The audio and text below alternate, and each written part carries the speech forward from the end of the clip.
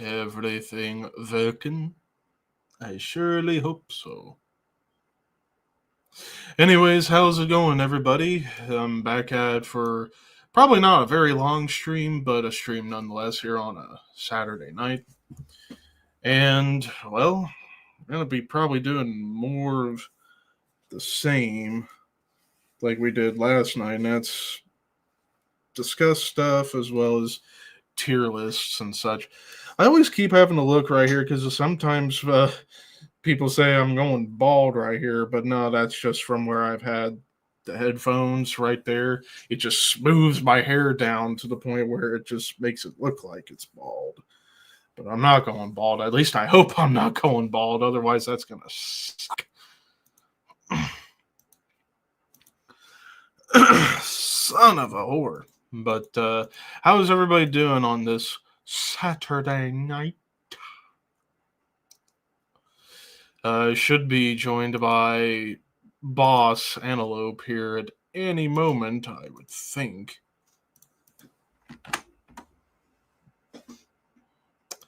But we shall see.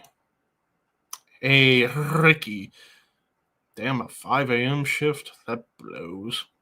Oh, yeah, Ricky, by the way, I actually took a chance and I messaged Miko from Swallow the Sun on Instagram about possibly getting him on the show. I haven't heard back yet, but we'll see what happens. Because, you know, I take a chance on some TNT. So, if he does say yes, you're going to be one happy son of a bitch. And I will be too. But yeah, that would be pretty nice. So we'd be adding, if he says yes, that'd be another guest that would be on the docket. Like Arthur Risk is still gonna happen. I just have to wait on what he says as far as like when he can do it. I did talk to Paul from Blood Incantation about possibly having him on the show. Of course, Sean McEntee is still on the docket. I got to get back in touch with him. I'll probably have to wait a while because I know Incantation's about to go on a big European run. So probably have to wait till like August, September before I can get back in touch with him. And then actually one guy I've been tempting to message and ask about being on the show would be Erlen Casperson from Igor and formerly of Blood Red Throne. I know. What's up, Aaron? Why do you call me Devi? I'm curious, like, what's up with that, man? Just kind of curious about that. Yeah.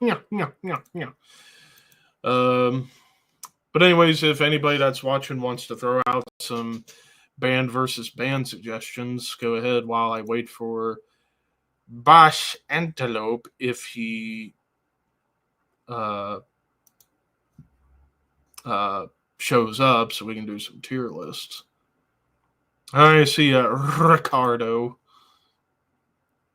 I'm not going to stream tomorrow night because it's going to be a busy night tomorrow night with NXT Battleground and AEW Double or Nothing going on at the same time. So, yeah, it's going to be a long night. You said long. Beavis and Butthead.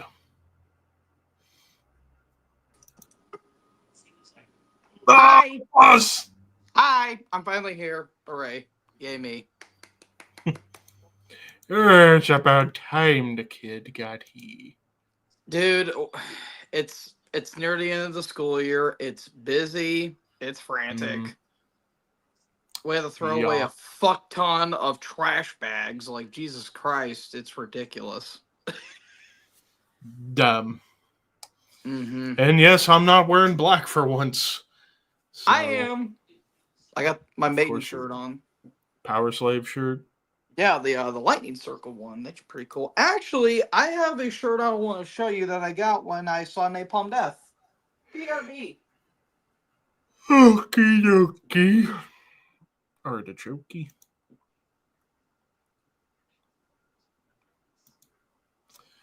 Meanwhile, I'm just getting Tier Baker ready to go for some stuff.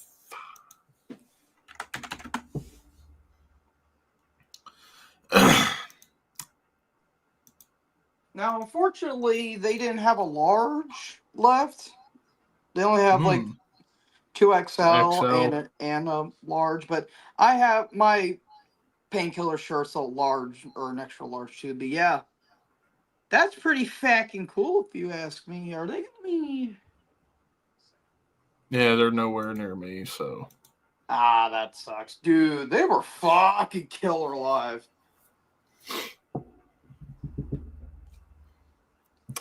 So with that said, trying to think of what would be a good tier list to start off with tonight. I got a couple in mind. All right. And I was wondering, so for some of the wrestling community, we found out that New Orleans is not having a Mania this year, and it's actually going to be at a different location. Whether that maybe London, maybe we'll finally get a London Or one. it's going to be Vegas again. It could be Vegas. Is there a possible tier list for Mania main events? Let's take a look. WrestleMania main. Because I've been wanting to do a tier list. And by the way, last night you boys disappointed the shit out of me.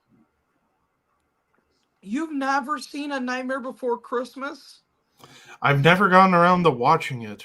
Oh, dude, it's great. Okay. It's kind of a somewhat divisive film because Tim Burton is a pretty divisive director. But dude, it's a good Halloween and a good Christmas movie. People debate whether it's a Halloween or a Christmas movie. I'd say it's both. It's a little more towards the Halloween theme, but it does have a Christmas theme to it. So I'm gonna shut the store right quick. Oh, real quick, we got a band versus band, Obscura or Atheist. Ooh, I need to listen. I need to get into both. Personally, I'm gonna personally go with Obscura because I've listened to them more than I've listened to Atheist. So, what do you pick? Yeah, and plus Obscura's got more in their catalog. So, hey, what do you pick? She picks Cryptopsy. All right. Well, with all that said and done, let me get my screen share ready to go. I want to give. So we have the Mania main events through WrestleMania 40. So they don't have this year's main events yet. Now, is this including both nights as well? Okay, perfect. All right, that's fine. All right, so kicking off with Piper and Orndorff versus Hogan and Mr. T. What's the tier list thing? Okay. We got good, amazing, pretty good, all right, kind of lame, pretty bad, and shit show. I think for historical purposes, it has to be at least pretty good. Because it was a legit, really good match. Yeah, it was really good. It's a good spectacle, too. Obviously, we got a lot of the pomp and circumstances and all that stuff. But it's actually a pretty solid match, all things considered. And for Mr. T's first wrestling match, I thought he did good. Didn't do half bad. He did better than the year after, but that's not saying anything. Speaking of the year after, Hogan Bundy in the first cage match in Mania history, it was all right. Yeah, I did like the build. Like, there was a lot of heat going into that match. The match itself was all right. You know, Bundy was a good big man, but it's the typical Hogan versus big guy match in a cage. Hogan Andre, Mania 3. Okay, the spectacle is a classic spectacle, but let's be honest. The match is not good. Even the old school fans have to understand the match itself was bad. Yes. However, it is one of the greatest wrestling matches of all time for the sheer spectacle of it. That So like I think a medium would be all yeah, right. it's I all think that's a right. happy medium. Like the spectacle and the moments are great, but the match itself is dog shit. Yeah, it's all leading up to the slam. That's all what it's leading up to, and that's Yeah, what you remember of the match. That's is the the big slam. thing. Yep. Yes. All right, Mania 4, Savage DiBiase in the tournament final was a pretty damn good match. Probably the best match of that whole show. For a match that was a little under 10 minutes, they did the best with what they could. Mm-hmm. Like, if it went about 15, I think it would have been a little bit better. But you Mm-hmm. could say that a good chunk of Mania 4, but Yeah, well, I overall, mean, they had to do a lot of short matches considering you're doing a whole tournament yeah, on true. that show. But I actually thought it was a pretty good match. All right, Mania Oh. 5, Hogan Savage. This has got to go into the Yes. amazing catalog. I mean, it's a Amazing. classic. It's a classic story. I see those lusts in your eyes for Miss Elizabeth. Ah, Yep. great shit. Hogan Warrior Mania 6. I also go amazing because they did amazing work with the styles they have. Garage door. My house is being haunted. No, my dad's home. I didn't expect that shit. That was pretty funny. He went fishing, but continue. All right, so next up, Hogan Slaughter Mania 7. Again, it was It's all okay. right. This was a pretty bad at this point because Hogan wasn't really the draw that he once was. And Slaughter, he did the best he could with the Iraqi sympathizer gimmick, even though it was a very bad story. But Yeah. I thought they did the best with what they were given. So it was all right. All right, next up, Hogan Sid. Easily the worst of them all. Easily the worst of all the main events. I wouldn't go No, that it far, is. personally. No, it is. It is the worst Mania main event ever.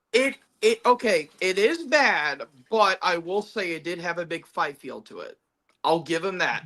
And for also, the first couple of minutes, and then they repeat the same spots. And then the finish was botched. Which was not Papa Shango's fault. No, that was they not his fucked fault. up his cue. They fucked up his cue. Too late.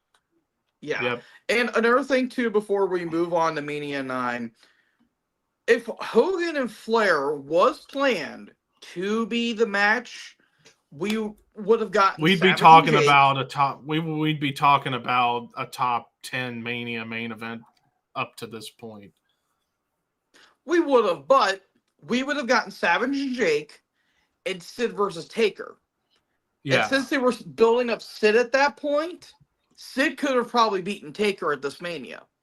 So this was in a way a blessing in disguise, even though we got a shitty match out of this. The worst of all these main events. I'm just saying right now, the match is horrid. Absolute horrid. Anyways, Hogan Yoko. I'm only going to put in shit show because of the stupid booking, but can you even really call it a full-on match? It was only like 20 seconds. The bell I don't put it as the worst. I don't put it as the worst because it was so damn short. Like it was just I put it as the worst bell because ring, it made leg drop. Look fucking stupid. There we go. I don't think it's worse than Sid Hogan. Because at least Hogan Yoko was very, very quick. Sid and Hogan felt like an eternity, which that's way worse than a bad short match. You got to look at the context of 1993, because people legit thought Hogan was going to retire, quote unquote. And plus, with the Sid Hogan match, at least you had Warrior come out. At least you had that's not enough to save it. With Yoko and Hogan, that did nothing for anyone except for Hogan. That crowd popped, but what did it do in the outset? I'm looking at it still, a 15-minute bad match is worse than a 20-second bad match. Because at least in I 20 get where you're seconds, it's coming like from, but I blink still and you miss it. And it's like, okay, at least it was I quick. know, but it was so fucking At least it stupid. was It's still at was. least it was like a easy rip of a band-aid. Whereas with Hogan Sid, it felt like you were in the firing squad as capital punishment, where they start at your ankles and work their way up real slow. That's what it's like. I would rather have a easy rip band-aid pain, like than to get shot at from my feet on up to my crotch for 15 minutes. Anyways, I get where you're coming from. I still love the things Yoko Brett Mania 10. Nah, Eh, it was meh. it was a feel Their good. It match was at a feel good 9, moment for Brett. their match at 9 was pretty damn good up until Yoko decided to go home early Fucking and made Fuji with the salt. Jesus Christ. yeah. Fucking ridiculous. No, I mean, Yoko, at Mania 10, I mean, Yoko and Luger fucking stuck up the joint, which is why I think this match was shorter than it was. And the match was meh, but it had a feel good moment with Brett, and plus it was a continuation of the Brett and Owen feud, considering Owen came out Yeah, yet again. afterwards, yeah. Bam Bam Oh LT. boy. It's not a bad match, but it's not a good match. It's in the middle in the kind of lame to meh I thought the category. build-up was good. The build-up was good. And LT did better than people thought he would, but they should have cut 5 minutes off of the match to Yeah, protect him it because did go he a bit was too long. winded at the end. Yeah. But it did give them the mainstream success. Because let's be fair, do you really think Diesel and Shawn was really going to main event that show with how snake bitten it was? I didn't really think that match was good. But anyways, LT and Bam Bam did okay.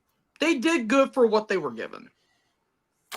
Shawn Brett Iron Man match. Ooh. I'm not going to put it in S tier because I do divisive. agree. Yeah, but the match itself is still phenomenal. Objectively, it is still a phenomenal match, even if it is the most overrated match of all time. One can argue, but it is a good match. However, it's not a Mania main event that I will go back to as much. Yeah, it's mainly for the fact that we didn't have any falls until overtime. Yeah. It was like if you had at least one fall for each guy before the 60 minutes was up, then I think people would love it more. Yeah, that's fair. Anyways, oh Jesus, Sid Taker, second worst Mania main event of all time. I love Sid. And in the I love Sid to death, but both matches he had in main event, both main events, both were horrible matches. Sucked. But in the case of the here with Taker, it's not even their fault for why this was bad. It was just no build at all. No build at all. Turning Sid babyface before the match even got going, and it went 20 minutes. It did not need to go that long. 15 minutes. I think 10. I think 10 was max. Considering, Sid was never the best big man worker. He was more popular for his character and his persona and his presence than his matches. And then Taker was just at the beginning of his evolution of being a better worker in the ring in terms of wrestling. So it just didn't mesh well. And plus, no build, and it went way too long. And the only reason it's not the worst, not even the worst, world title match. I think I put it at my number 2 when I talked about the worst world title. Well, no, that was my number 3. I think there's 2 worse. The only reason why I wouldn't put it worse is because at least Taker won the belt, but they even fucked that up because Brett kept by having Brett interfere, yeah. So they couldn't even have Taker win clean, but whatever. And think about this. Had that Austin and Brett match not happened, Mania 13 would be the worst Mania of all time. Not even close. Oh my god, fucking terrible show. And there would only be one match that would have been worth going back to watch, and that was the Chicago Street Fight. And even at that, it was only 8 minutes. But was still very good. Everyone died. Yeah. Fucking everyone got hurt. But anyways, Sean Austin, Mania 14. This is tough because the A-tier match for me. itself was very good. However, I disagree with people saying it was the best match on the show. No, I Taker thought Kane Taker was and the best Kane. match on the Taker show. and Kane had a better build-up, and the match Was exceeded a lot of better. expectations. Was And better. Whereas, don't get me wrong, Austin Sean was great, which I will put in A tier, but both men were both hurt. guys.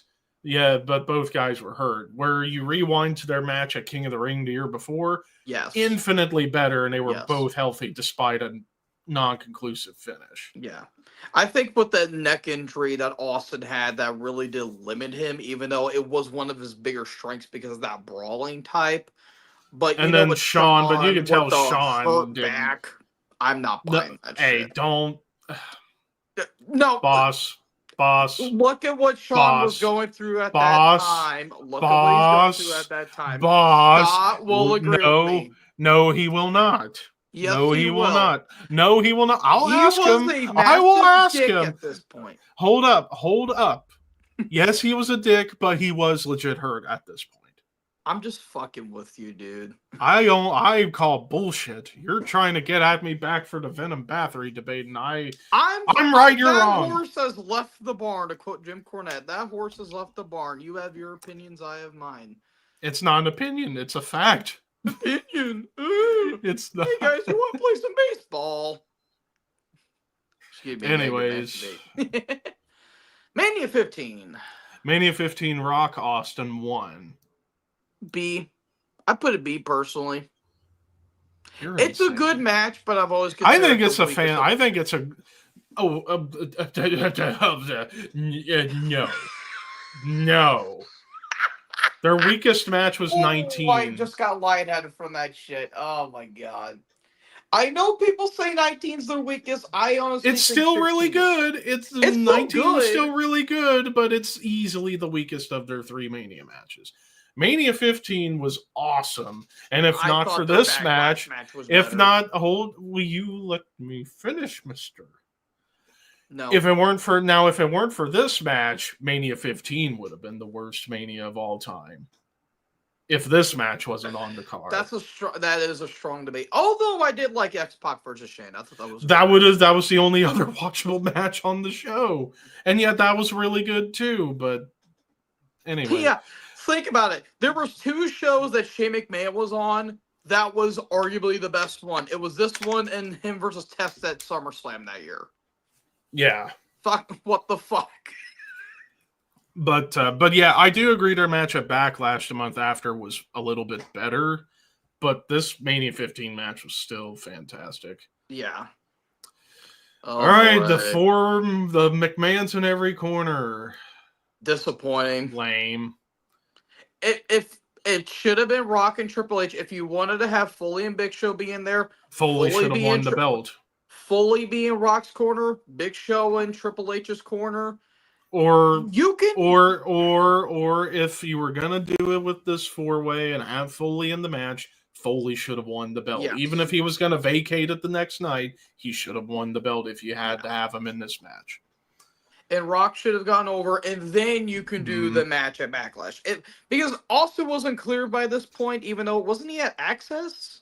He was at Access this year, so they easily could have had what they did at Backlash with everybody involved should have been here at 16. Austin get involved with the chair and help Rock win the belt, and it would have been an amazing end to a disappointing WrestleMania. Yeah, but even if they didn't have Austin cleared, you can have Rock win the title here, and you can still have the match happen at Backlash. And plus, not to mention, with bringing Foley back here, you completely negated the Hell in a Cell match that he had with Triple H. Yeah. The only reason they put Foley in the match was Vince felt bad that Foley never got a Mania main event before retiring. So he's like, "How about you come back for one more time and we'll put you last?" And that was originally supposed to be Jericho. Yep. And then they took him out. Well, damn it, pal! You You had to go through the cell twice. One unintentionally. Ha ha ha. I can't do a Vince impression. I can't. I try. Anyways, Rock Austin 2 at S tier. 17. That's easy. Arguably the best main event in Mania history still. I would Arguably. go. I would say it would be the best Mania match of all time had the finish not happen. Had the turn not happen, I would argue the best. I don't think you were gonna top Bret Austin at 13 though. That is true. It would be top. It would be top 5. It would be top 5, yeah. Which I would still say it's still a top 10 Mania match of all time. Yeah, I would say. In terms of Mania main events, it's easily top 3. I would argue the best. And I say it's the best world title match in Mania history. Well, we got one coming up soon that I think might be a strong argument against it, which we'll get to it. Yeah. Anyways, Jericho, Triple H. The match itself was okay, but it should not have been the main event. And the build was bad. There were 2 things that did not do the match justice. 1, the build-up, and 2, I had to follow Rock Hogan. That's literally it. They made Jericho look like a whole jabroni throughout that entire build. It was he was the third wheel in basically a Triple H Stephanie match with Jericho fighting for Stephanie. It was that Jericho could have had a good world title run, but the problem is the matches he'd had before that weren't really that great. Oh, it's not. Well, no, the match he had with The Rock at the Rumble was fantastic. It was a good match. It was overbooked. The match he had with Austin was not good. The match with Austin was meh, and yeah. Anyways, Angle, Lesnar at 19. Kind of in a similar vein of Austin, Shawn. I'm torn between amazing and pretty good, because objectively it was an awesome match. It just sucks that the only thing we really remember about it was the botched shooting star. There's 2 things about this match that kind of take away from it from being an A tier for me. Yes, the Angle injured and then the botched shooting star. Well, Angle getting hurt and the fact that Brock as a babyface at this point was not good. He was just like he was only a few months into this babyface run, and he was still mega over at this point. Really, when the babyface run really fell off its wheels was heading into the summer. That's really where the train came off the tracks. But I will say, speaking of summer, I think their SummerSlam match is better, and I thought was better. Their Iron Man match was easily the best match of their feud. Oh, yeah. And arguably the greatest Iron Man match of all time. Arguably. Well, in WWE, I will agree of all It's between it and Triple H Rock, for sure. Yeah. In terms of best Iron Man match in WWE history. Yeah, but anyways, go back and rewatch that match. But anyways, now to the other world title match that I could argue is the best in Mania history.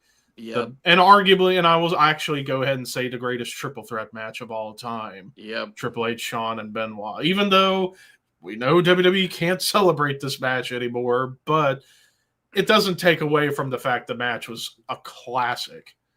Their Backlash match was good, but they did try to replicate it, which they couldn't. It was still a fantastic match, but not nearly as great as Mania, but still. Literally, the whole thing, it's Benoit, man. That is literally the black cloud hanging over this match. And the fact that him and Eddie celebrating is still one of the most And we can't see it on TV anymore, yeah. That visual's still haunting. That those men wouldn't even make it out of the decade. Which is fucking crazy. Yeah. Anyways, Triple H Batista, Mania 21. I thought it was pretty good. Pretty good match between the two. It was all right. Excellent. It was an excellent build, and the match was pretty solid. So, yeah, I put it at B. Their rematches got better because concluding with Hell in a Cell being better. Dave at this point a little green. It was still a bit green, and this is, the point in Triple H's career where he has to have every fucking match go over 20 minutes. But their Backlash match was a little bit better, but their Hell in a Cell Their Hell in a Cell was awesome. Oh, fucking love that match. All I right, actually just rewatched that match not that long ago. Cena Triple H at 22. I'm torn between B and C on this because it was a good match, even though the crowd completely hijacked it and cheered for Triple H, who was the heel. We're gonna have different opinions on this one. I'm gonna go all right for this. I did not like that match. I don't think it's as bad as people make it out to be. Obviously, they had better matches a couple of years later, but I was never a fan of their match. I don't know, just feel like their chemistry was off. Their Night of Champions 08 match was really good. That one was probably the best of the bunch, but that's not really saying a lot. I don't know, just like and I don't even recall the two having that many one-on-one matches either. They were very few and far between. They had their last one was a few years ago, Greatest Royal Rumble. I think they had a couple Raw matches, I think, afterwards. But I'm talking about pay-per-view matches. They were very few and far between. I think they only had like maybe 3 or 4. The main problem I have with this match is the build-up made no fucking sense.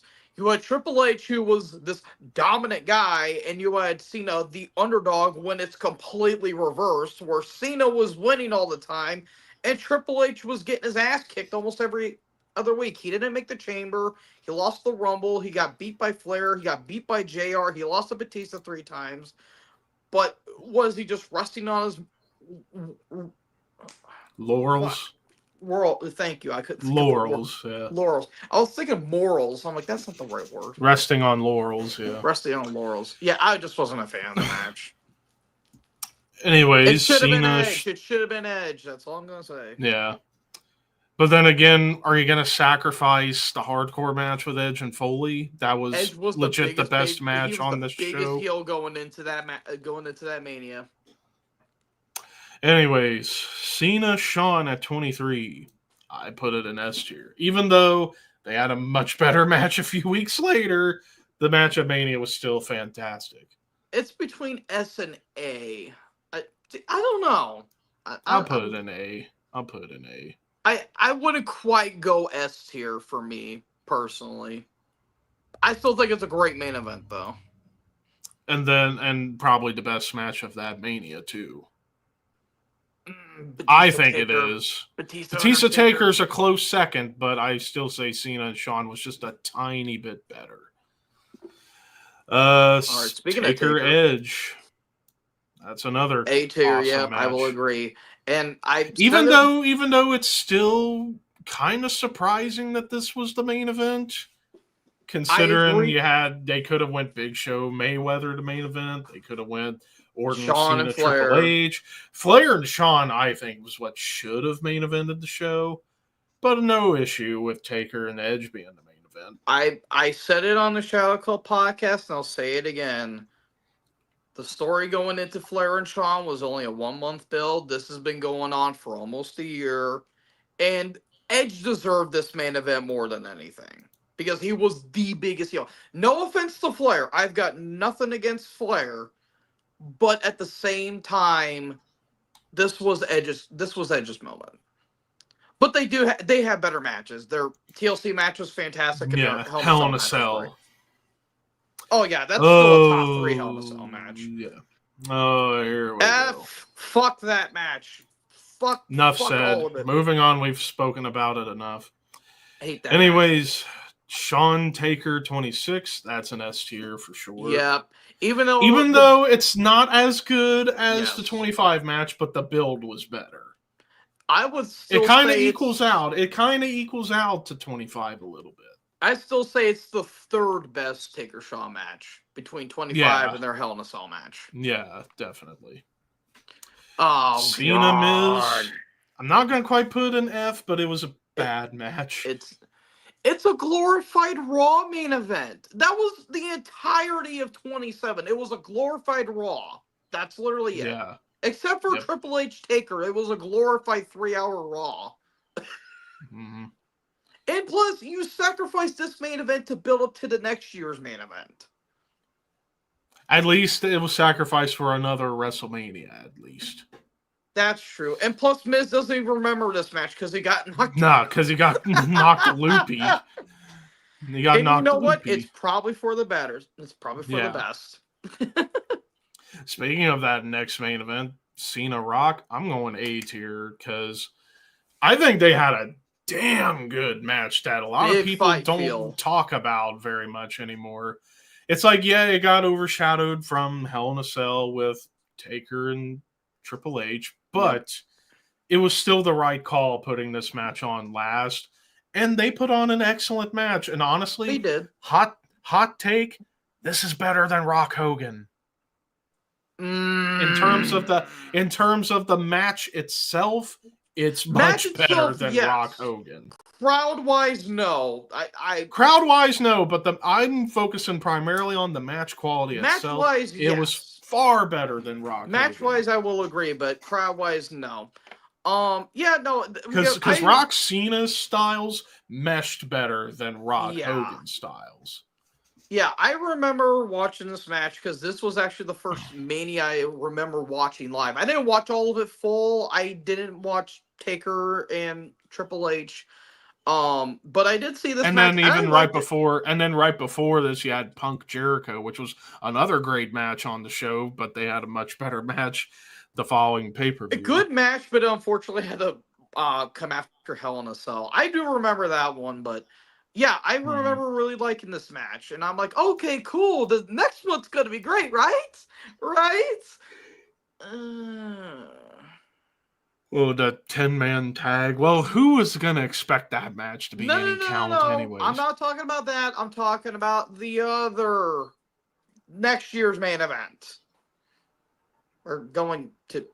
Oh, I thought you were talking about with 28, like following Hell in a Cell. I don't think I watched the 10-man tag. I don't. Which that only thing memorable about that was it was essentially the end of Zack Ryder for almost 4 years. For no reason. Anyways, Rock Cena 2. Meh. It was okay. I mean, Fest. it's finish spamming. That's all the match was. Rock got hurt in this match, you can tell, and yeah, it would have been better if Punk was in it. That's all. If it was a triple threat with Punk, then I think it would have kept Punk in the company longer. Yes, you did sacrifice the Punk Taker match, but at the same time, you know. And then at the same time, thinking of the roster at the time, who else could you have had work Taker on this show that was any good? Fuck, I don't know. Yeah, there's really nobody else, so they almost had no choice but to do Punk Taker. Which was the right call, because that was the best. Which it was a fantastic match, so there you go. I remember watching that match. I'm like, oh, this is the greatest thing ever. Speaking of fantastic, Bryan Batista Orton in an awesome main event on Mania 30. And I was there. Not the best match on the show, but very close second to Bryan Triple H in the opener. When it was Batista and Orton, the crowd did not give a shit. No. They did not give a shit. They hated it. But when Bryan was involved, they had to add Bryan in there, and it worked out for the best because Batista showed he was still able to go in the moments he had. Yeah. But yeah. That crowd was not having it though. They were like, fuck this. But dude, the moment when fucking Connor the Crusher showed up, that's a tearjerker. That is so sad. Because he passed, a couple months after that, I think? I think so. What was he, 8 years old? Something like that. Fuck cancer.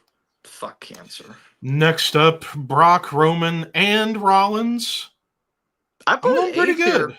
I put it A tier personally. I mean, the match itself. Yeah, it was a very good match, but made great because of the cash-in. Yeah. Dude, they would sift the shit out of each other.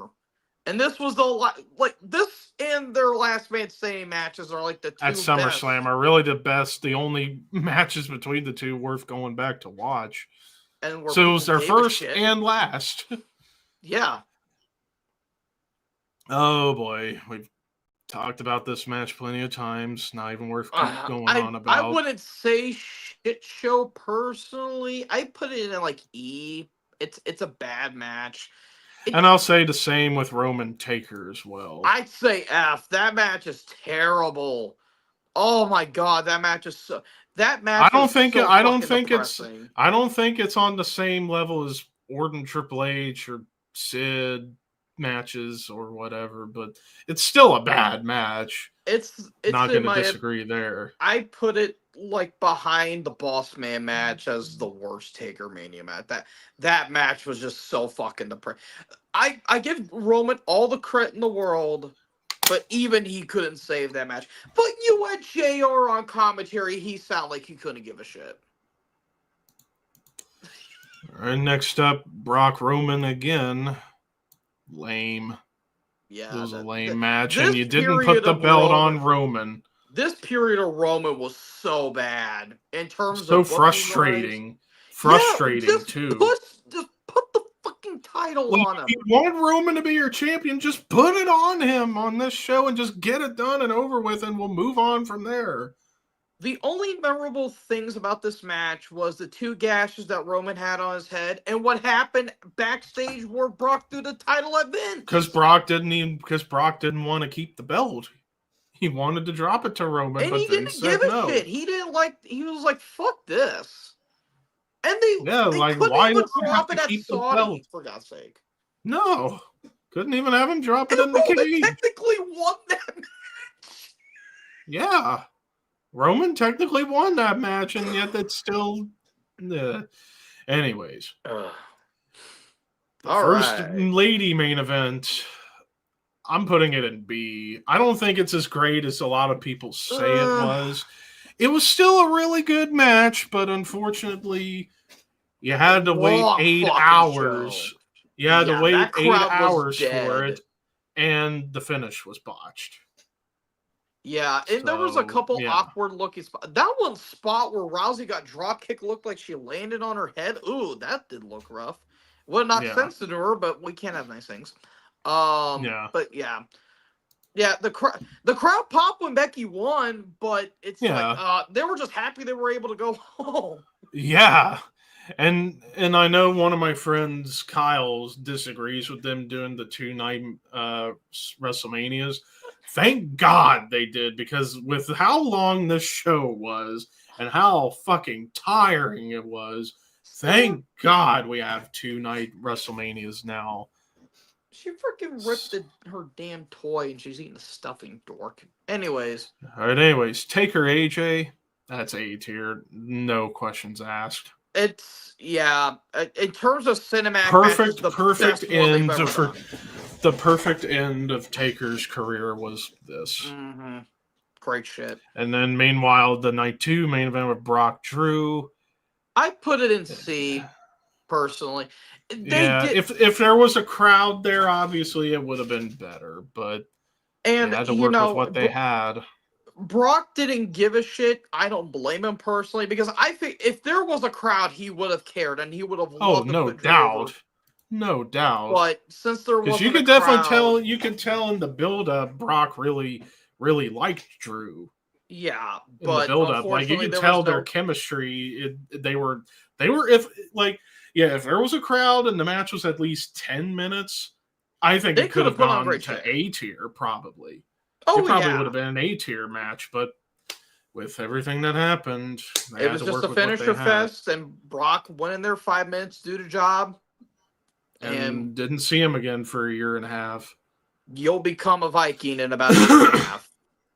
Even more than no. He's got the long hair now, and now he looks like somebody that's trying to be in a monomarth. Anyways, that's what he's gonna come out to. He's gonna come out to get in the ring, which would be awesome.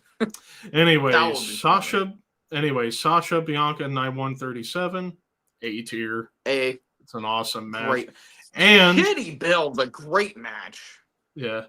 And night 2 with Roman Edge, Bryan, I also go A tier. That was an awesome triple threat. Now, as far as which one is better, though, you could pick either or, and you would not be wrong. I think they're both equal go for the more historical quality. If you want to go I don't necessarily look at historical purposes. I look at the match quality itself. I think they're on par with each other. Well, there are some, marks out there that be like, all that shit. So for historical purposes, Sasha and Bianca, but match quality wise, Roman, Edge, and Bryan. Yeah. Even though it should have just been Roman Edge 1-on-1, I'm happy they gave Bryan one last Mania main event before he left a few months later. And we would get Roman Edge 1-on-1 at Money in the Bank later on anyways, and that was a great match. With fans! Yay! With fans, finally. Yep. Mania 38 night 1, KO and Austin. Damn good.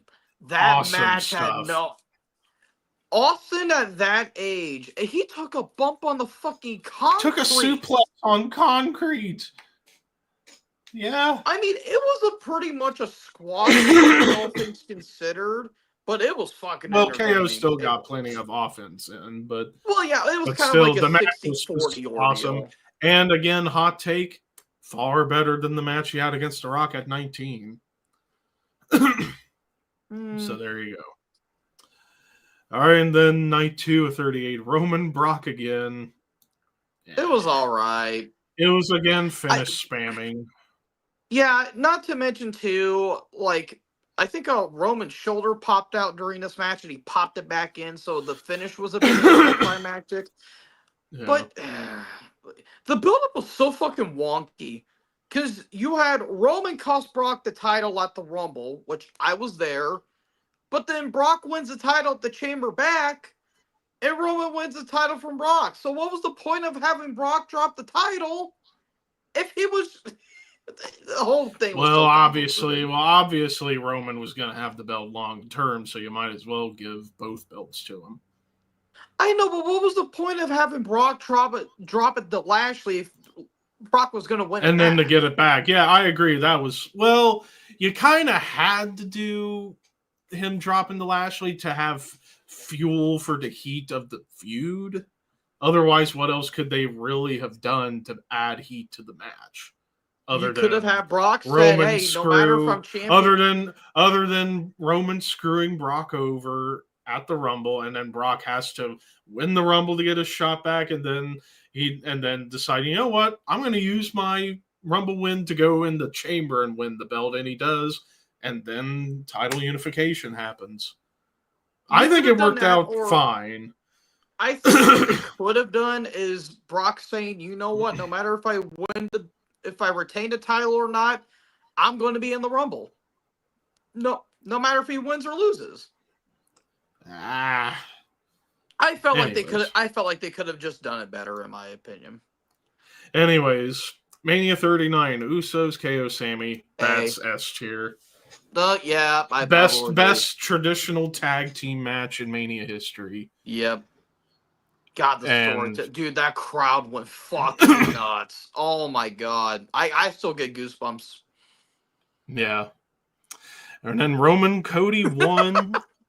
I go A tier. I'm almost one to put it in S tier because legitimately the match was fantastic. Great match. But obviously because Cody didn't get the belt and we thought, oh man.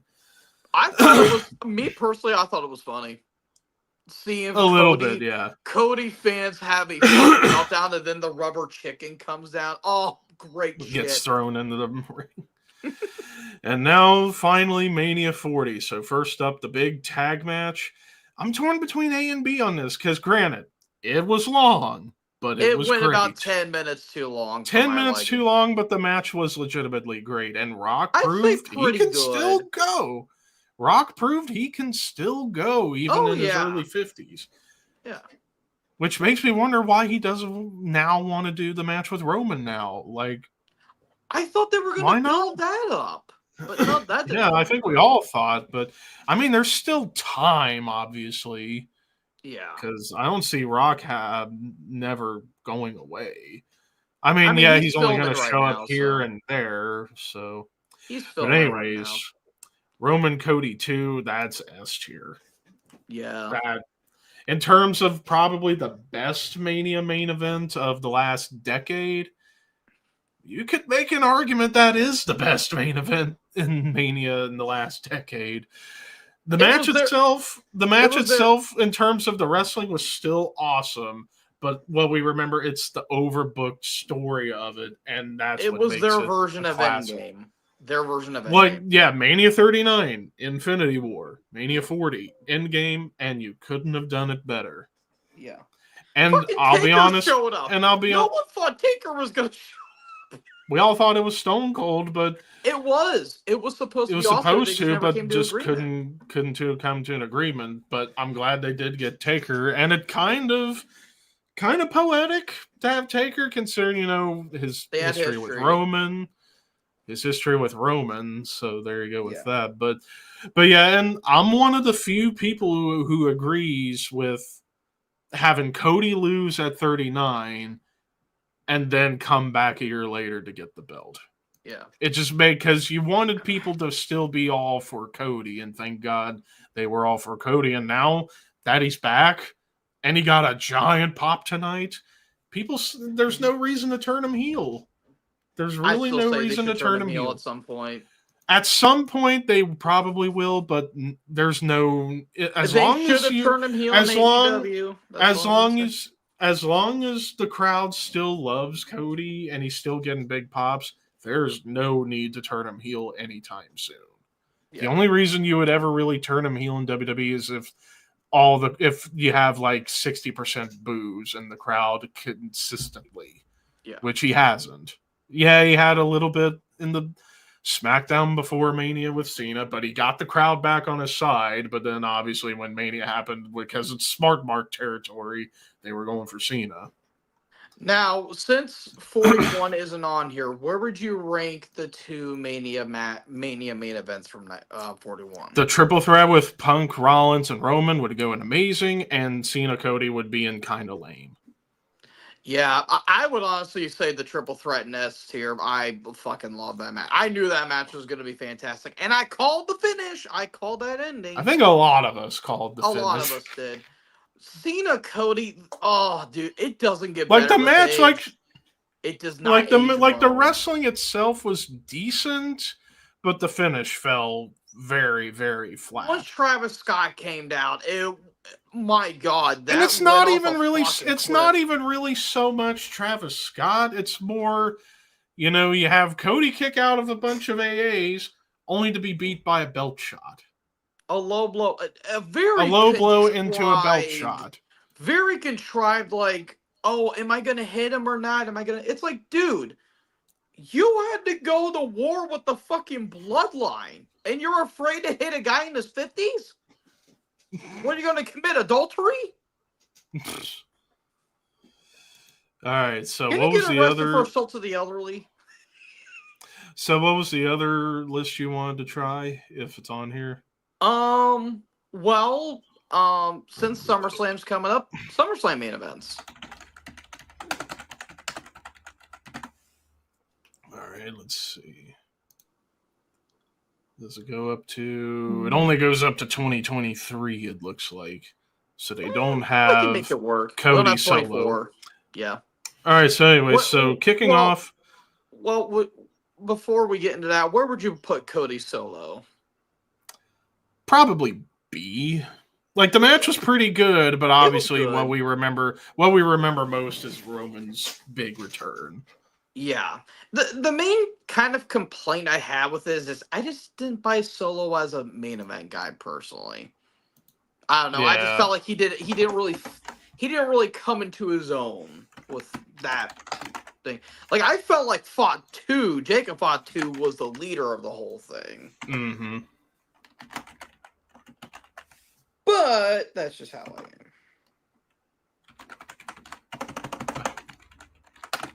Changing these lists up, like the rankings. All right, so kicking off with 88 with the Mega Powers versus the Mega Bucks, kind of in the same vein of the first Mania main event, and the match itself is pretty good. Objectively, that crowd was red hot. Oh my God! Mm-hmm. And it was in Madison Square Garden too. So was Miss Elizabeth. She took off her skirt. Yep. Then next up we have Hogan and Beefcake versus Savage and Zeus. Bad. Just bad. Why in the Yeah. fuck did Tiny Lister have to be a wrestler? Movie tie-in, brother. Zeus. Oh, dear God. What's right, that smell? Dookie. Yeah. Anyways, Fucking movie. Warrior Rude in the cage for the title. Again, I would say it was a pretty good match. It was all right. It was Pretty nowhere good. near as good as their Mania match. Nowhere near Nah. as good. Nah, but it was still a pretty good match, all things considered. This whole run of Warrior, he was popular and he was over, but he was not Hogan. Or, well, to a lesser extent, Savage, but he was no Hogan. Well, it didn't And he had help no one to that work with. He didn't really have anyone to work with. That's the problem. If he was given guys to work with, then it could have been an amazing run, but they didn't give him anybody really to work with. This Earthquake fella, we gotta give it to the Hulkster, brother. That if it was Warrior Earthquake, that could have been money. Yeah, that could have been a good no. match. Nothing against Rude. We all love Rick Rude, but Yeah. Rude was just never really a main event guy. In WWF, that is. In WWF, WCW, he was a main event guy. He was a top in guy WCW. Anyways, Hogan and Warrior versus the Triangle of Terror, another bad one. Who gave It's a shit mainly about remembered this one? for Warrior getting fired. Yeah. Anyways, Look, Brett was Bulldog. the most over guy in that match. Moving on. Brett Bulldog 92. That's probably the best overall SummerSlam match of all time. Yeah, I can make a case for that. Best main event in SummerSlam history. And best match in SummerSlam history, too. Yeah. I mean, doesn't get more perfect than this match. Best IC title match in WWE history? Yep, I would agree with that, too. There you go. I would agree with that, too. Oh, boy. Luger Yoko. It's either bad or shit show. I'm going bad. It wasn't horrible, but obviously not putting the belt on Luger was a big mistake. They just did not click with each other. Did not work. Luger was never the guy. Luger and Yoko together, they weren't horrible apart from Mania 10. But here they had objectively an okay average match, but it gets made bad because of the fucking finish being what it was. It's like, dude, just put the damn belt on Luger on this show, and it would have been great because, he was red hot coming off of 4th of July, body slamming Yoko, and the crowd was loving him, even though it was clearly forced. It at least worked until they decided not to put the belt on because Vince thought, well, I want to wait till WrestleMania Madison Square Garden. What better place to do it than at the 10th WrestleMania? No, the best place would have been here at SummerSlam, and you squandered it. And Luger never got his momentum back after this. You could have had Yoko win the title back at the Rumble, and then you could have had him and Brett at Mania, and then you could have done the match there when Brett won the title back. Yeah, that was the thing. No harm, no foul. Luger was not the guy. I hate to break it to you, but he wasn't the guy like they wanted him to. They were trying to make him the new Hogan. I mean, granted, if they put the belt on Luger here, the crowd would have still been in love with Luger for a while. Then, obviously, if you put him up against Brett, that would change. But at least for a few months more, people would have been more behind Luger if you just put the damn belt on him here. Yeah. But again, this was another case of Luger getting the rug pulled out from under him when it came to being a babyface world champion. Anyway. They made him look like a complete dunce at that thing. Yep. I won! You won by countout, but I won! Won by countout, meaning you didn't win the belt, meaning you can't get another shot as long as Yoko's champion. But I won! Didn't Duggan win a match and he acted like he won the presidency or some shit like that? I don't remember. I don't remember. Anyways, Undertaker. Bad. Yeah, it was. Thank God Owen and Brett went longer than they should have. Yeah, because I know Taker wasn't happy about that, but honestly, I think Taker probably looks back on that thinking, yeah, I'm glad they went longer because this match was not good at all. The only thing that's good about this match is Taker's entrance. That's literally it. One of his best entrances of all time. And okay, the concept of an Undertaker doppelganger was not a bad idea. The execution was terrible. You have fucking Leslie Nielsen. I saw the Undertaker. Yep. Anyways, now we're on to a proper shit show match with Diesel Mabel. Terrible. Fuck this match. The dark days. And the unholy trinity of terrible SummerSlam main events. And fucking, oh my god, Mabel doing the breaking Diesel's back essentially when Diesel told him don't do it, and he did it anyway. Yeah. When Kevin Nash is the most mobile guy in your match, you've got a fucking problem on your hands. And I love Nash, but come on. Yeah. All right, next up, probably the most divisive main event on here, Shawn Vader. Objectively, as a match, it was amazing. It was an amazing match objectively. But obviously, because of shenanigans behind the scenes and also what happened during the match, is why people hate this match so much, is because... Move! Yeah. Move! That's really what's remembered about the match, unfortunately. Yeah. But was it the best match on this card? No, that was the match before with the Boiler Room Brawl. But again, objectively, the two had an amazing match. It just gets ruined because of Shawn being Shawn at that time. Thanks, Shawn, you dick. All right, next up, Taker Brett. Another amazing match. Their one night only match was better. Was a little better. This was still a fantastic match. Despite the finish being kind of fucky at one night only. I will say though, looking back on Taker and Brett, the match was kind of about Shawn a good chunk of the time, if you think about it. A little bit, yeah. But it did lead us to Taker and Shawn, inevitably. Which was a good thing. Yep. Next up, Austin Taker. Another amazing one. The best match those two ever had. Oh, yeah. Even though they don't say so, even though they think it was just okay, I think they discredit themselves too much about this match. The stuff that's memorable for it is, Austin getting knocked loopy and the big leg drop through the announce table. But no, other than those two things, they put on a hell of a match here. Like I personally don't get why Austin and Taker don't like this match. I don't get it. The only thing I really like about the match is the build-up leading into it. Like it was like this whole trust, respect thing. I thought the build was really good. It was just the whole thing with Taker and Kane being in cahoots. That was a little bit contrived to me. Maybe a tiny bit, but it worked.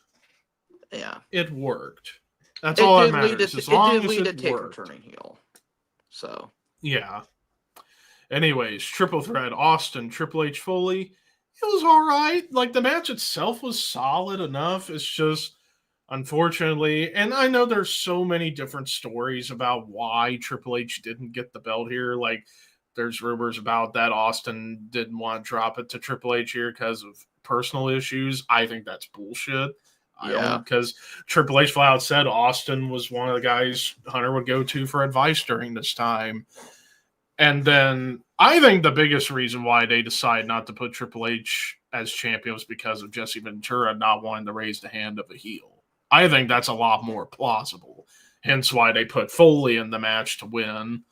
You don't want to mess with me. And then drop the next night. Tyrannosaurus. But I think that's the reason why Foley was added to the match and won the belt was because of Ventura. Well, not to mention the whole build-up was so fucky, like so cluster because they were teasing #1 contenders every week. And they were teasing China going against Austin, which had that match happened, I think that would have been interesting. And I think, according to Russo, he planned to have China win the belt, which, could you imagine? That could have been awesome. Even if her run was going to be very, very short. Looking back on it, they probably could have gotten away with doing a 4-way. Of Triple H. For leftovers, or I'm going to just freeze it all and wait it another time. Do it another time. Because we're going to be at Amy's tomorrow, so there'll be food then, and then you're off Monday, right? Yeah. You don't need to worry about food for lunch. No. Okay, take her with you. Thank you. Sorry. Anyways. But yeah, if it was a 4-way with Austin, Triple H, Foley, and China, it could have been good. Been fine. I mean, fuck, the best match out of that entire show was Shane. And Test. That's not even a contest. All right. Anyways, next up, Rock, Triple H, Kurt. This objectively was a pretty good match. I think it's still a pretty good match objectively. It's just obviously the build was more about the love triangle with Hunter, Stephanie, and Kurt, and Rock was just a third wheel. But the match was they kept the belt on the Rock, and the match was really good despite Kurt not knowing where the hell he was the entire time. Even though during the match you couldn't really tell that. You couldn't tell Kurt was out of it, but he was out of it. That's another reason why Kurt is one of the toughest. That's why Kurt's one of the toughest motherfuckers in the history of the business. Yeah. Next up, Rock Booker T for the big gold belt. It was a solid match. I understand why they decided to go with this match to go on last, to have Rock win to send the crowd home happy, because I will admit, if you main evented with Austin Angle with the finish it had, you probably would have had people pissed. It would be a tainted one, but yeah, it would have been a tainted end to the show. Even though, in my opinion, Austin Angle should have been last, because that match was fucking phenomenal. And if I were a Dave Meltzer's 5-star rating guy, I would have given it 5 stars if it weren't for the ending of a DQ. Even though, if you look at it in a way, you can understand Austin's character as to why he did that. Because 3 stunners on a guy would put one guy away. Well, Austin was 2. So I can get kicking out of 1 stunner was rare. Kicking out of 2, you're like in legendary status. But 3, it's like you're a freaking god tier human being. Yeah. All right. Anyways, Rock Brock. I thought this was an awesome main event. Great match. Granted, it had to follow Shawn and Triple H, Hunter, but they did an amazing job getting the crowd back on their side. Yeah. In this match, I would say one of the best one and done matches in WWE. Oh yeah, because they never had another match after this, and they were supposed to though. It was supposed to be at Mania 30, but Rock was still recovering from injuries. Yeah, and I think it was filming around that time too.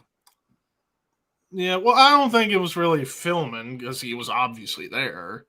He was probably still recovering, so he was just probably still not cleared to wrestle yet. But yeah, had that match happened, I think that could have still been solid, even though Brock's style was changing at this point. Would have been better than Brock Taker. And Taker should have wrestled Cena, but that's another topic for another time. Argue he should have wrestled Bray. That's a discussion for a different day.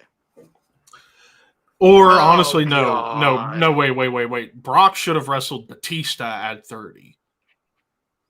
Because they never had a match on WWE TV that wasn't OVW.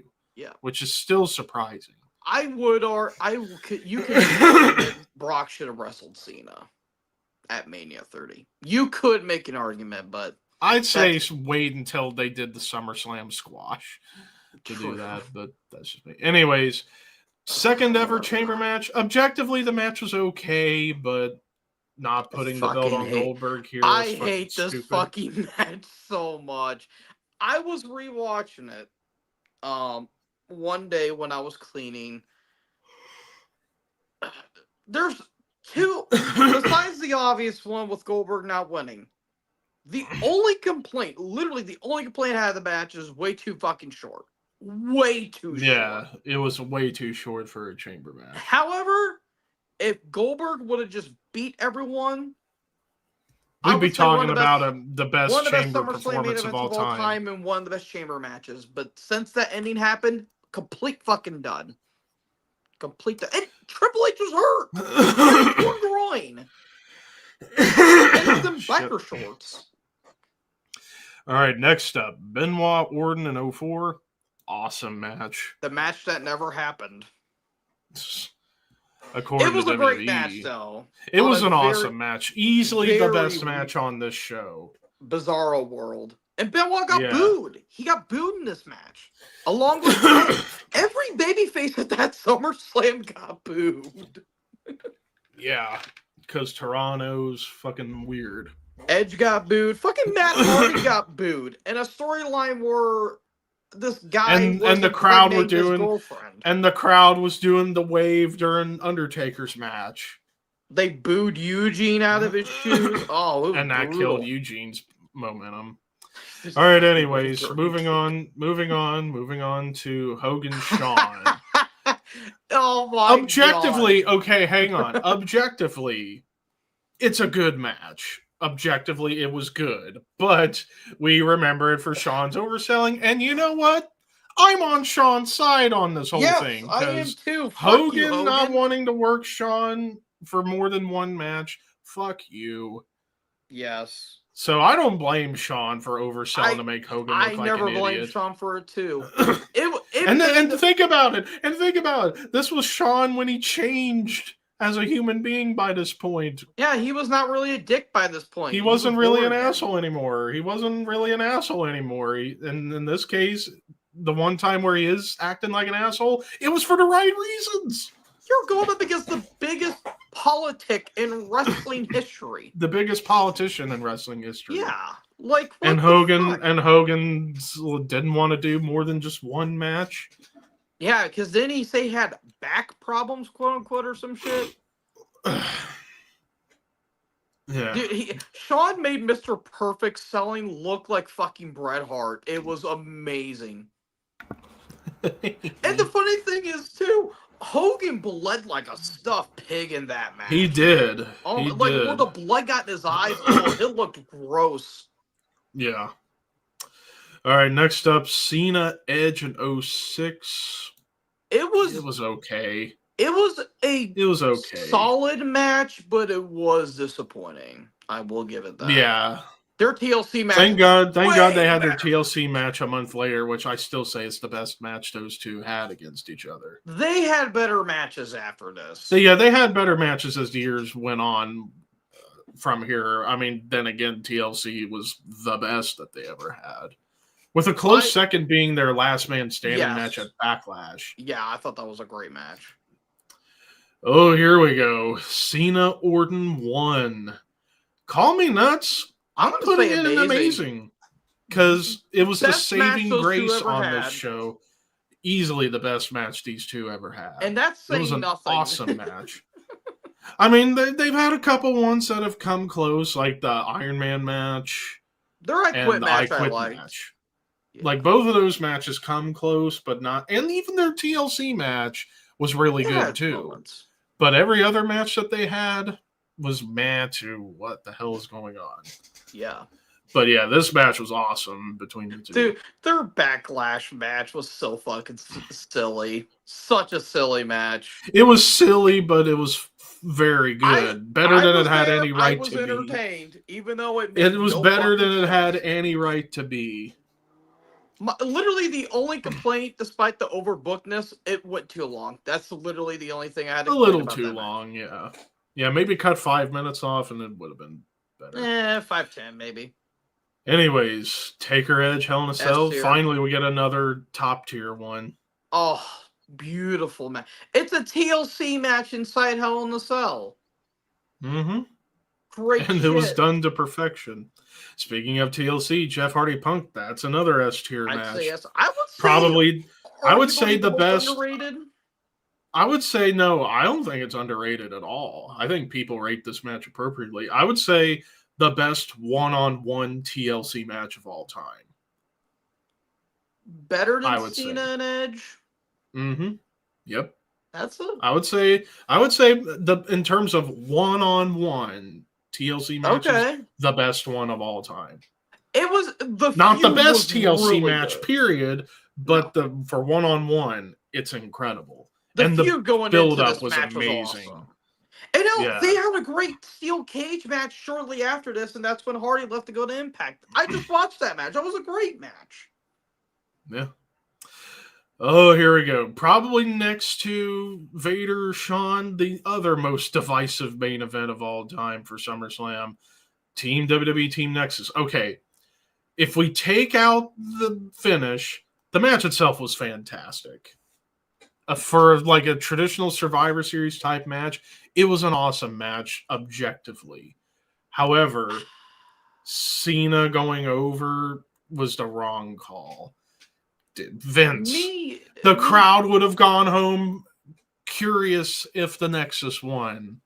I get you wanted to have the babyface win to, quote, send the fans home happy. Fans would have been leaving like curious, like, oh, what's going to happen next? If you had the Nexus win, you would have had people keep wanting to tune in to see what was coming. And even like Jericho, Edge, and Cena himself have all said that it was the wrong decision for Team WWE to go over. No, it was Vince's call. It was Vince's call. It was Cena's idea.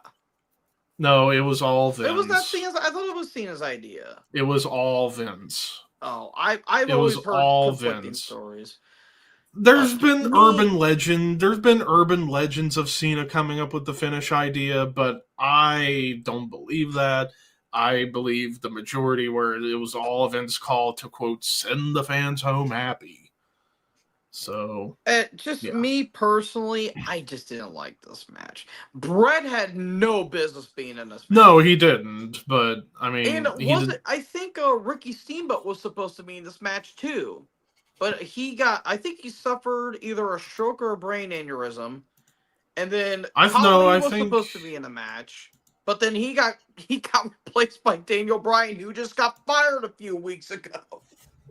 Or a couple of months before, but but it was the right call. They brought Bryan back, which was great. Oh yeah, but no, objectively the match itself is a fantastic elimination tag. It's just obviously. I think people want to discredit matches because of how the results come about, but if you actually watch the match without knowing everything, you would say this was an awesome elimination tag match. If you had no knowledge of what happened, you would say this was an awesome match. I even say 2010 is one of the weakest SummerSlams ever. There wasn't really a match that was that great on this show. You could say the main event, I thought it was all right, but that fucking hey, how do you take a concrete DDT and you still win a match? That makes no sense. Blame Vince. That's all I can say. Yep. Anyways, 2011 Punk Cena. I'm gonna go pretty good. I would say pretty good. It's easily their weakest match in their feud, but it's still a really good match. It's just it came after their Money in the Bank match, and it's sandwiched between so much greatness between the two. Okay, if we're being technical, this is not actually the main event. Yeah, Del Rio's cash in.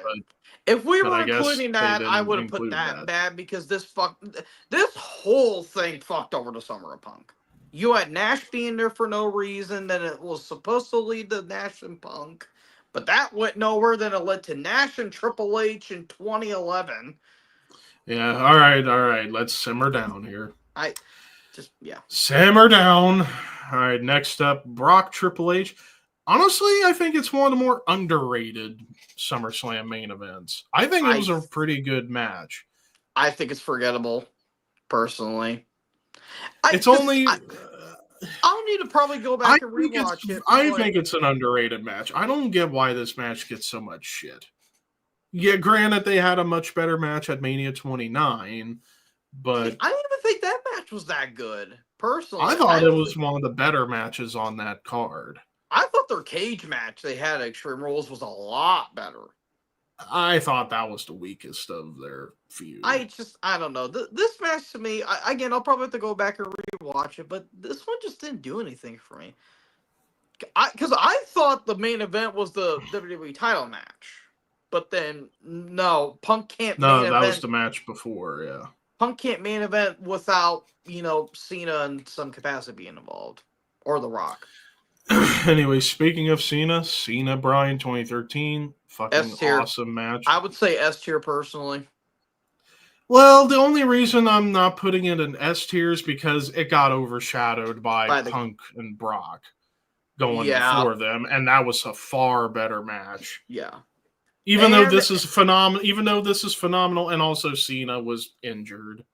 And plus, if we're being technical, this is not technically the main event because Orton cashed it. Yeah. But the match itself is still a SummerSlam classic, but you just had an even better classic the match before. Mm-hmm. Kind of tough to follow.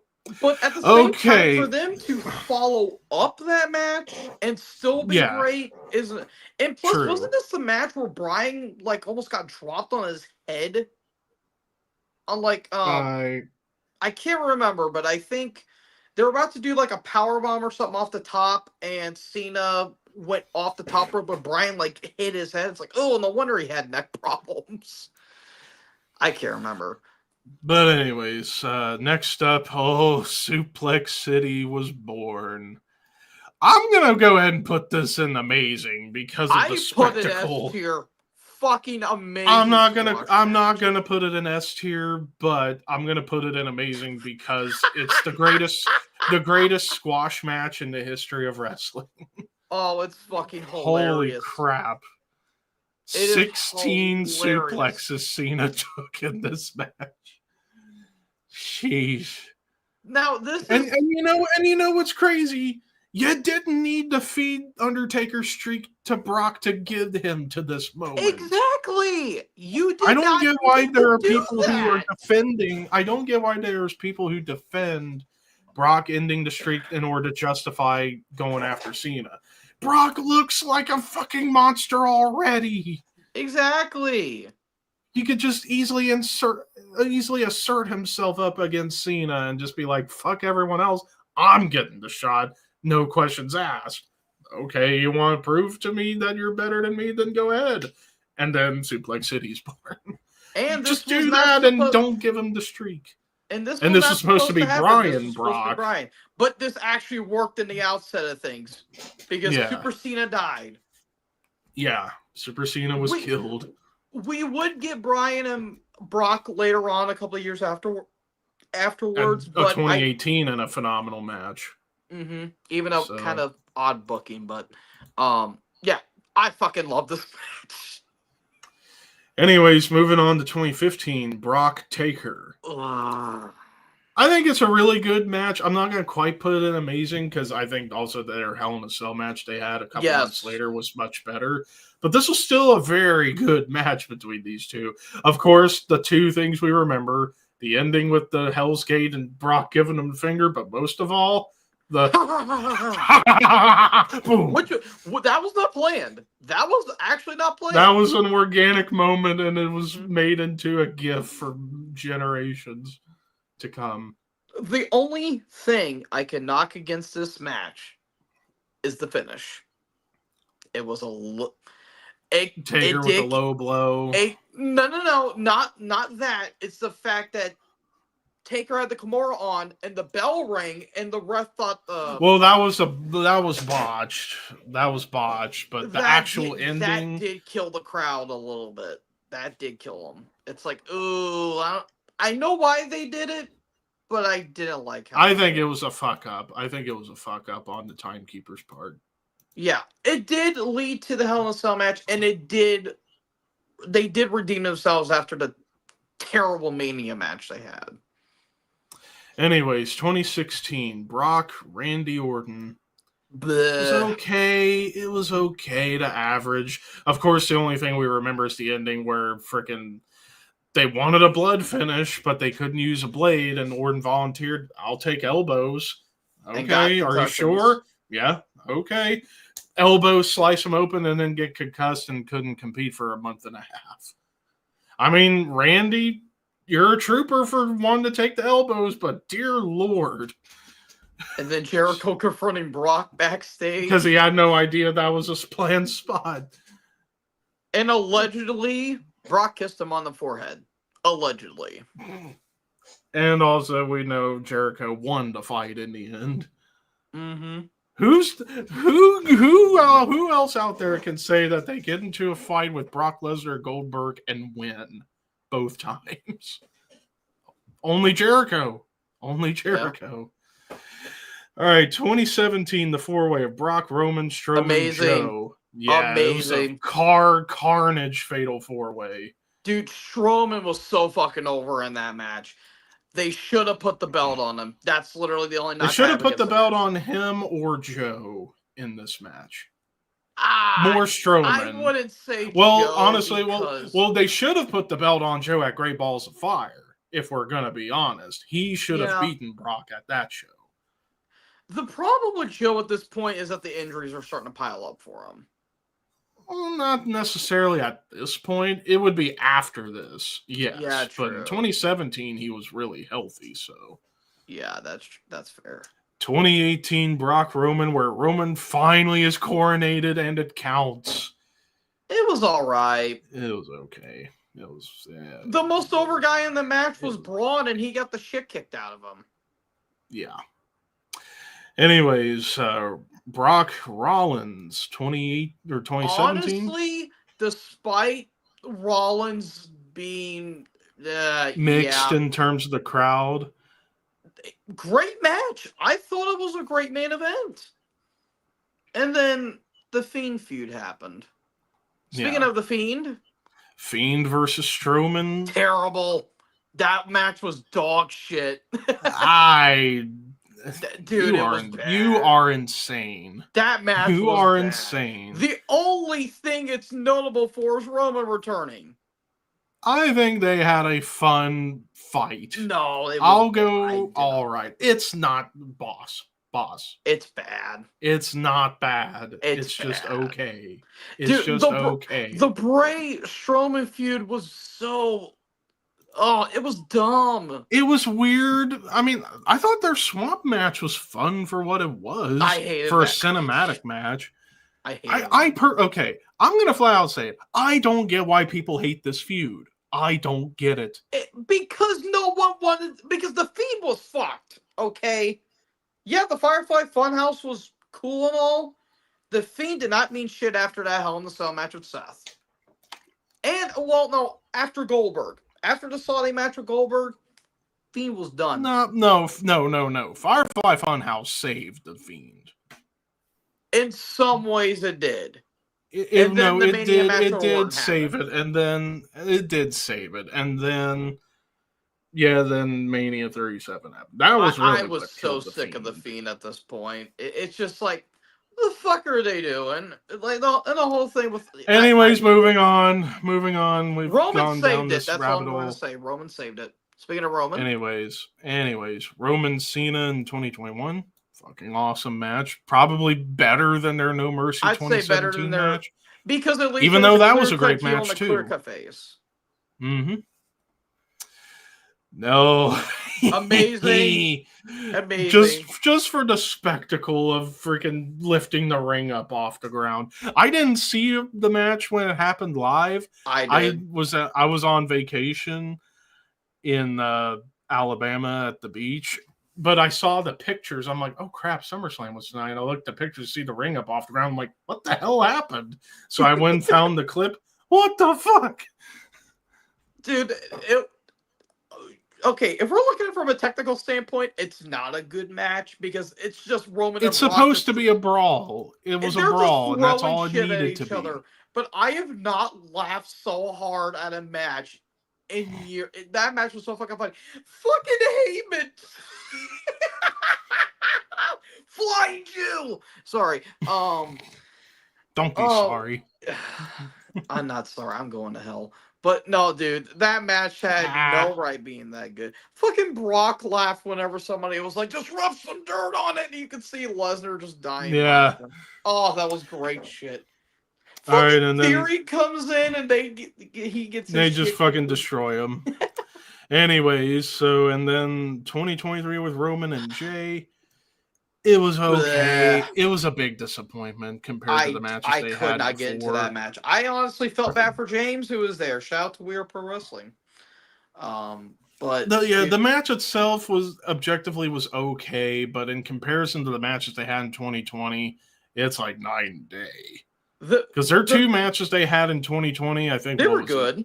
I think what was it, Night of Champions? It was Night of Champions, and then the Hell in a Cell I Quit match. The Hell in a Cell I Quit match was a masterpiece of story. That was great, and it was amazing. Some people say it shouldn't have been in the Cell. I think it should have. I think it belonged in the Cell. And also with the I Quit stipulation, it made a really cool visual, and they used the Cell pretty well in the match. Yeah. Oh, that rhymed. I didn't mean for it to. The main complaints I have with this match is that it went way too long. The crowd and turning Jimmy heel for nothing. Yeah, that's where the bloodline angle was starting to jump the shark for me. It's like, okay, a little what bit, the yeah. fuck? Like this period of WWE, I was really burned out on because after Payback, I did not watch a single WWE pay-per-view up until Mania. I didn't watch the Rumble. I didn't watch the Elimination Chamber. I didn't watch Survivor Series. None of that. Because I'm like, what the fuck? You're nuts. Anyways, out, dude. and then the 2024 main event, Cody Solo, I would put in pretty good. Yeah, it was a good match. So there you go. See if they got one for Survivor Series main event. Might as well go around the whole thing. Well, I mean, Royal Rumble, we just have to do Royal Rumble matches. For the most part, yeah. There's a couple one-on-one matches here and there. Do we not have them? I'm not seeing any. Oh, wait. I just saw it right there for a second. It's probably not even really all that up to date. Yeah, it's only up to date to 2020, it looks like. Is that 2020? And they don't even have all of them. So this list is useless. Shit, that sucks. All right, I guess no Survivor Series. Let's do Royal Rumble matches. Okay, not doing main events because the majority of the main events in Royal Rumble history are the Rumble matches. Yeah, you've only had like a couple of like one-on-one or multi-man matches go on last. Okay, let me see if I can find one that's more up to date. Oh no, that's never mind. That's predictions. Never mind. No, that's not it. I guess we'll go back to that other list and then we'll talk about the other four that have happened since. So every Royal Rumble match from 88 to 2023. So kicking off with the very first one. Do you want to talk about the two matches that are ranked on here, 2024 and 2025? Or do you want to wait? Well, I just said that. Oh. We'll talk about them afterwards. Okay. Anyway, so kicking off with 1988, the USA Network special where Duggan won. I'm going to be objective. It's not that good. It's not that okay. It's they're getting their feet wet. They're testing it. It's I wouldn't say glorified battle royal, but they were getting their feet wet. They were testing the waters. They didn't know it was going to be a big success. So, and plus, it wasn't really significant up until a couple years later. So, next up, 1989, where the Rumble match actually got its footing a little bit more. I'll go okay as well, but a far bigger improvement from the first one. Yeah. But now, let's get to the good stuff. 1990, I'm gonna go Great excellent. Rumble. Great Rumble. The Hogan Warrior stare down. Mm-hmm. Granted, 1990 yeah, you can argue Hogan shouldn't have won it. It should have been Warrior because Hogan or was Mr. Perfect. Or Mr. Perfect. Perfect.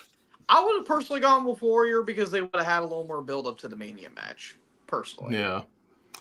1991, technically the first time a Rumble winner got a world title shot at Mania, even though that wasn't a thing yet. It just ironically happened that way. It was good. It was good.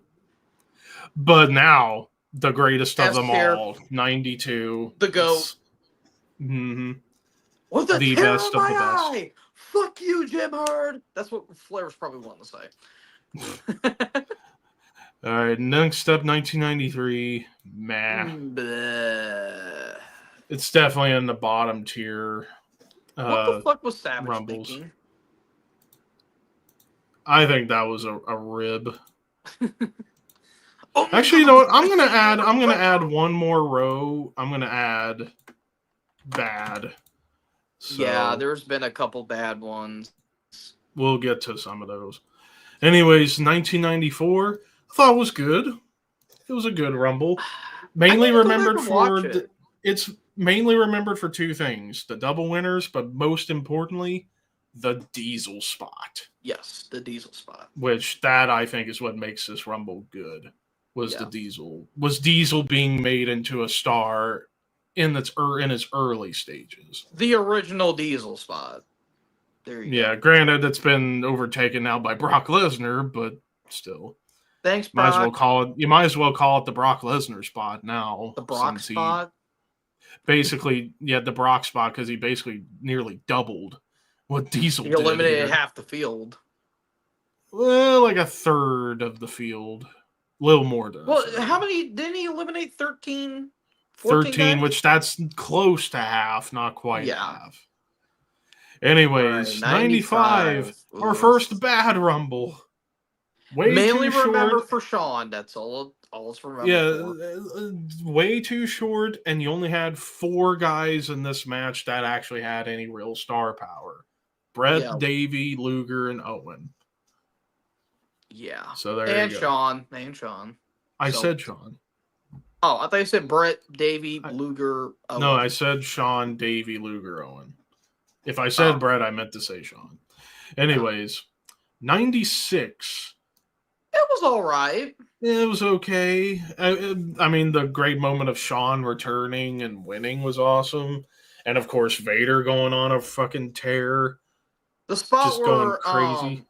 Vader and Yoko got eliminated was cool. And, of course, Vince infamously said Yokozuna eliminated Yokozuna. Good job, Vince. Good job. All right, anyways, 1997. Controversial take. I'm putting it in excellent. I think really good. I think it's an awesome Rumble match. Granted, it meant nothing in the end because Austin didn't get the title shot. Mm-hmm. But if you take that out of the equation, you had some guys from AAA in the match to fill out the field. But you had some damn good star power in this match, or at least stars of the time and future stars in there. You know, Rock, Austin in there, Triple H, Taker, Brett, Terry Funk, Foley. Even Kane before he was Kane, even though he was fake Diesel, it was still cool. He was there in the Final 4. It did enhance the Brett Austin story going into Mania. Yep. And speaking of Austin, we almost forgot for 96, he was supposed to be in the Final 4, but the ropes were slippery. Didn't he put like too much baby oil on, and then then the ropes? No, I don't think it was him specifically. I think just the baby oil got onto the ropes, and he slipped. 1998. I'm also going to say excellent. Yeah, it's mainly the Austin show, but that doesn't make it a bad thing. And plus, 3 Faces of Foley, arguably the best moment in Royal Rumble. And you had a lot of guys. Granted, a couple of the guys I don't think needed to be in there for longer than 20 minutes, but you had a lot of guys hanging around a while in this match, which was pretty fun. Oh boy, the worst of the worst. 1999. I know people say 2015's worse. I think it's a very close second. We'll get to that. It's Austin and Vince with 28 run-ins. Yes.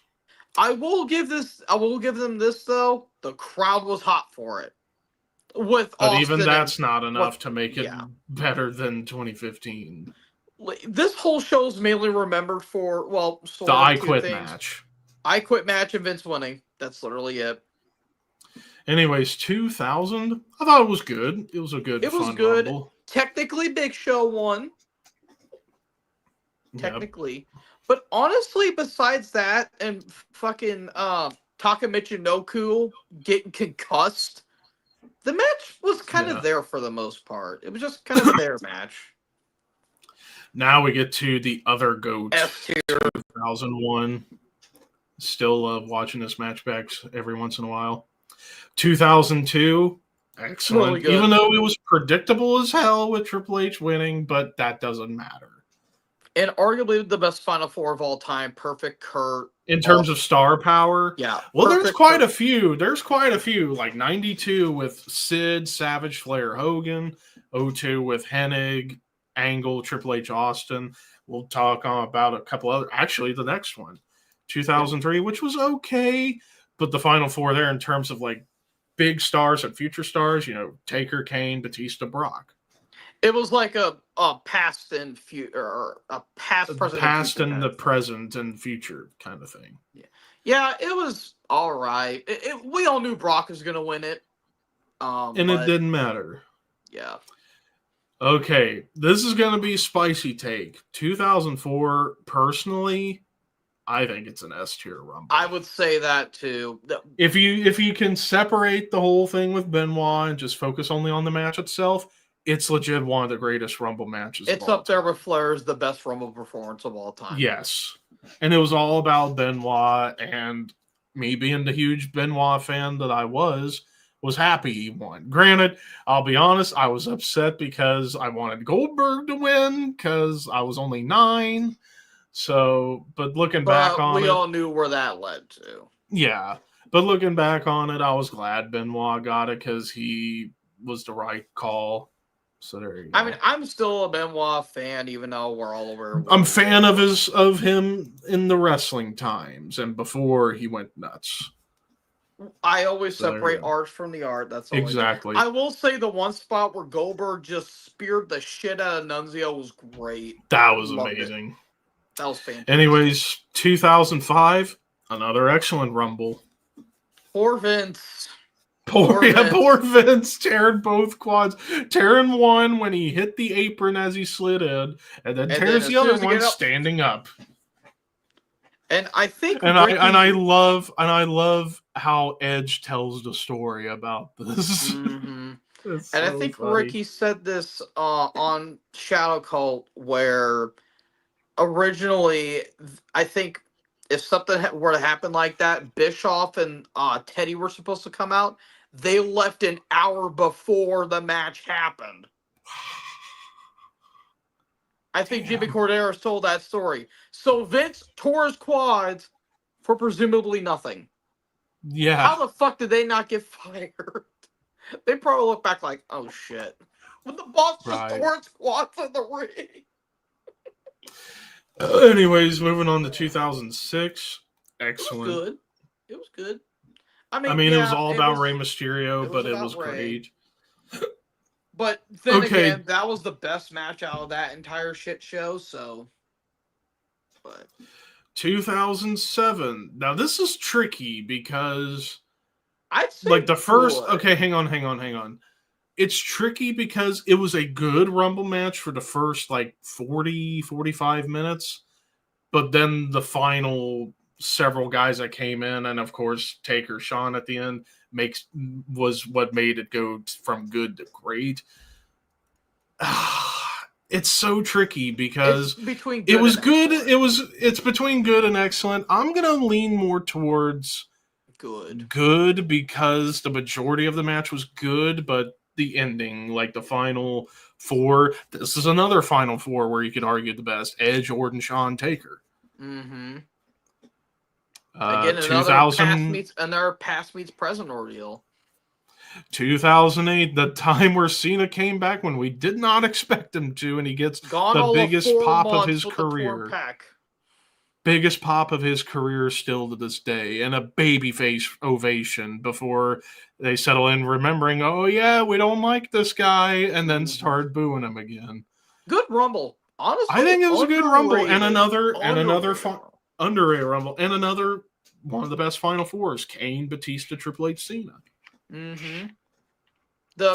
Oh my God, Piper and Snuka. Oh my God, The crowd going nuts Piper in for it. particular. Snuka got a good pop, but Piper. And I love how everybody in the ring let them do their thing. Didn't even bother. They were marking the fuck, especially Punk. He was just on the ropes. He was just having himself a ball, and then Kane eliminated them. He's like, all right, Piper got a good pop, and then he had to take his shirt off. Yeah. Anyways, 2009, the Legacy Rumble. It was okay. It was all right. I mean, the best part about this match was Santino's 1 second elimination. And RVD returning out of nowhere. Yeah, that was a good. What happened to Rob? Did Rob get released? I think, well, he was gone 2007. I think he was mainly recovering from injuries, and then he just took 08 off. And then he comes back for the Rumble, and then was gone again. Then he was let go, and then he went to TNA. Yeah, because I remember he had the feud with Orton where he looked like he got fucking dead. Decimated. Yeah, where Orton absolutely murdered him with the fucking DDT and the brutal punt. RKO and the DDT and the punt. Yeah, they basically wrote him off like as if he was killed by Randy. Oh my God, those facial reactions! Like, Rob, are you okay? We couldn't tell if you're good or not. But no, like honestly, the match itself is just kind of meh. Like, honestly, besides the Santino spot and Rob coming back, nothing really happened in that Rumble. And I'll be honest, I'll say the same, but lesser about 2010.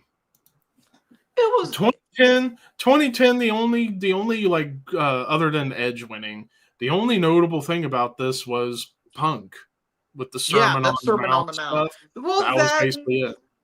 Fucking Beth Phoenix eliminating Kali was great. Yeah, but I think it's a worser one than 09, so... I thought it was solid. I wasn't offended by anything. I love the stuff they did with Shawn, though, where Shawn was doing everything he can. The storytelling with Shawn was great. Okay, you've swayed me. You've swayed me to put in okay. All right. 2011, the only 40-man Rumble. Major disappointment. Bad. Not a good Rumble. I don't think it was bad. It was just disappointing. Too many people. Too many Booker people. T getting a pop that was great. And Kevin Nash or Diesel. And Kevin Nash. And Punk having the best performance in the match. Mm-hmm. All right, 2012. 2012 was okay, even though, and if we're gonna be real, Jericho should have won. Yes. And it was also the commentator Rumble because everyone commentating went in the match. Which that was funny. But we did get the debut of Awesome Kong for all of 5 minutes. Well, the return of Karma. Yeah, technically. It was her return, and that was the last we saw of her. Yeah, because wasn't she on maternity leave and then she got released? I don't remember. I know she got released not long afterwards, but yeah. I felt like Karma WWE done her dirty after the Rumble, because honestly. I think the Bells were making fun of her for having a miscarriage, I think. Because she actually had a miscarriage. In storyline, which that was supposed to lead to a feud, but it didn't materialize because of the miscarriage and then her getting quietly released, like, I think a month or two after the Rumble. I think so, yeah. Had she not gotten released, but anyways. 2013, bad. Now we begin a stretch of some of the worst. Godfather this right showing here up with was 2013. Good, I did like this right here with 2013 was a case of predictability being terrible. Yes. And call me insane, and I said this a while back. Ryback should have won this Rumble. Yeah.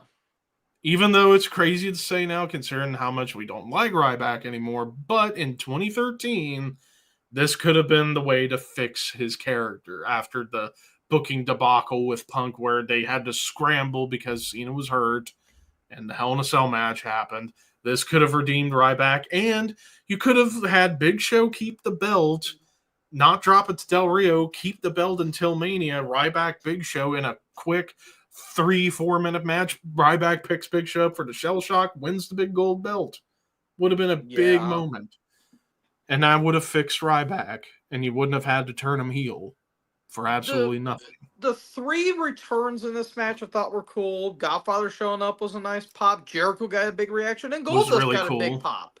Mm-hmm. But honestly, nothing. I remember nothing about 2013 besides Cena winning and everyone hating it. And then it gets worse. 2014. Yep. Okay, the best parts about this match: Punk's performance and Roman's performance. Roman's performance in particular. Yeah, getting 12 eliminations and getting a giant babyface pop during the match. And then a year later. But of course, we're gonna get there. Yep, I know. But not having Bryan in there was a terrible mistake, and giving it to Batista was poor Rey Mysterio. Oh my God, I feel so terrible for that. Even like 10 years after the fact, I still feel bad. That was not a good show either. That was a pretty bad show, 2014. The best thing of it, Bray and Bryan had a phenomenal match. Yes. That was an awesome match. Now we get to 2015, the second worst of the bunch. They could have fixed this. They could have. Had they either one of 2 or maybe one of 3 things had happened. Either don't have Bryan come back until after Mania, or if you had to have Bryan in the match and not win, at least have him go to the Final 4, or, and what should have been done, Bryan win the fucking thing. I would have had... If one of those 3 fixes could have happened, then this Rumble match wouldn't be anywhere near the bottom. I agree with, Bryan being in the Final 4. If it were up to me personally, I would still have Roman be in the match, but have Bryan... Well, Roman should be in the match, but... Well, no, I'm in the Final 4. I would say, Roman's battling with someone, Bryan goes to drop kick like Rusev. Rusev gets out of the way, and Bryan accidentally eliminates Roman. Roman's pissed, and, Bryan eventually wins the Rumble. But then a beatdown happens. Roman comes down, beats everyone up, and then just kind of be an asshole to Bryan. Then you could have it to be like, well, you had to take the coward's way out and actually eliminate me. They have the match at Fastlane, where if Roman wins, it's a triple threat. You can do a triple threat, and you can still have the match with him and Brock and Bryan. And you can still have Seth cash in. It's a win-win-win scenario for everyone. All right, anyways, 2016, the second time ever where he had it for the belt. I watched it live. I thought it was a big step up from the previous 7. I would say objectively, it's a good Rumble match despite Roman lasting to the final 3. You did have a lot of great stuff on here. Biggest one being the debut of AJ Styles. You had Kevin Owens in there. I think Sammy was in there too. Yes, that's when Sammy came back from shoulder. And then, of course, what should have led to a match at Mania, Bray versus Lesnar. You had the starts of that, which was good. And Roman wasn't in the final 2. It honestly, Dean should have won. Yeah, looking back, Dean should have won. Or if you had to have Triple H win the belt here, it should have been Triple H and Dean for the belt at Mania. And you could probably do Brock and Roman at Mania. Because Bray a grudge match. In a grudge match. Yeah. 2017. Okay, this is tough. Okay, not really tough. I was hyped for this Rumble match. I think a lot of people were because the fucking star power, and you had 7, 8 different guys who could win it. And Randy Orton was not one of those guys. Nope. But I'm putting it in meh. I'm going meh because this is easily the most disappointing Royal Rumble of all time. Yeah. I mean, you had a few good things in here, like when Jack Gallagher was in there and how he got eliminated while holding the umbrella was pretty funny. Yeah. And of course, like the stare downs with Taker had with like Strowman and Brock, Goldberg were cool. But other than that, Goldberg eliminating Brock was great though. To continue that, wasn't yeah.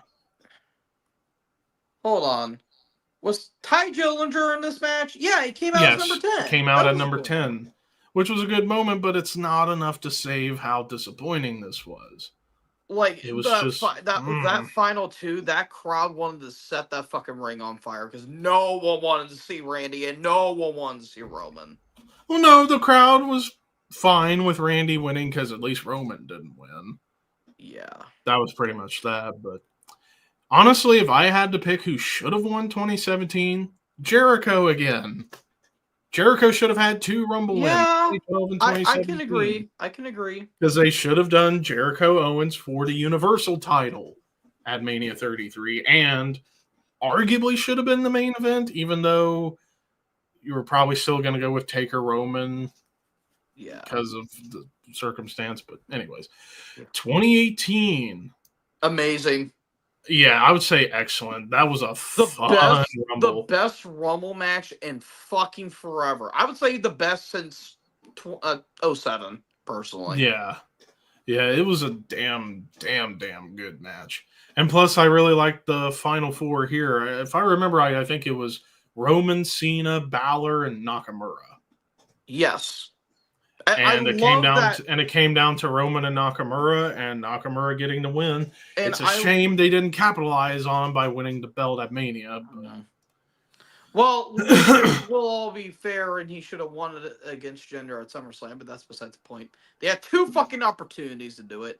But no, dude, that spot where it's past meets future, Balor, Roman and Nakamura against Cena, Ray, and Orton, I think. Yeah. Cena, Orton, Ray, Roman, Nakamura, and Balor. And then they all attack Cena.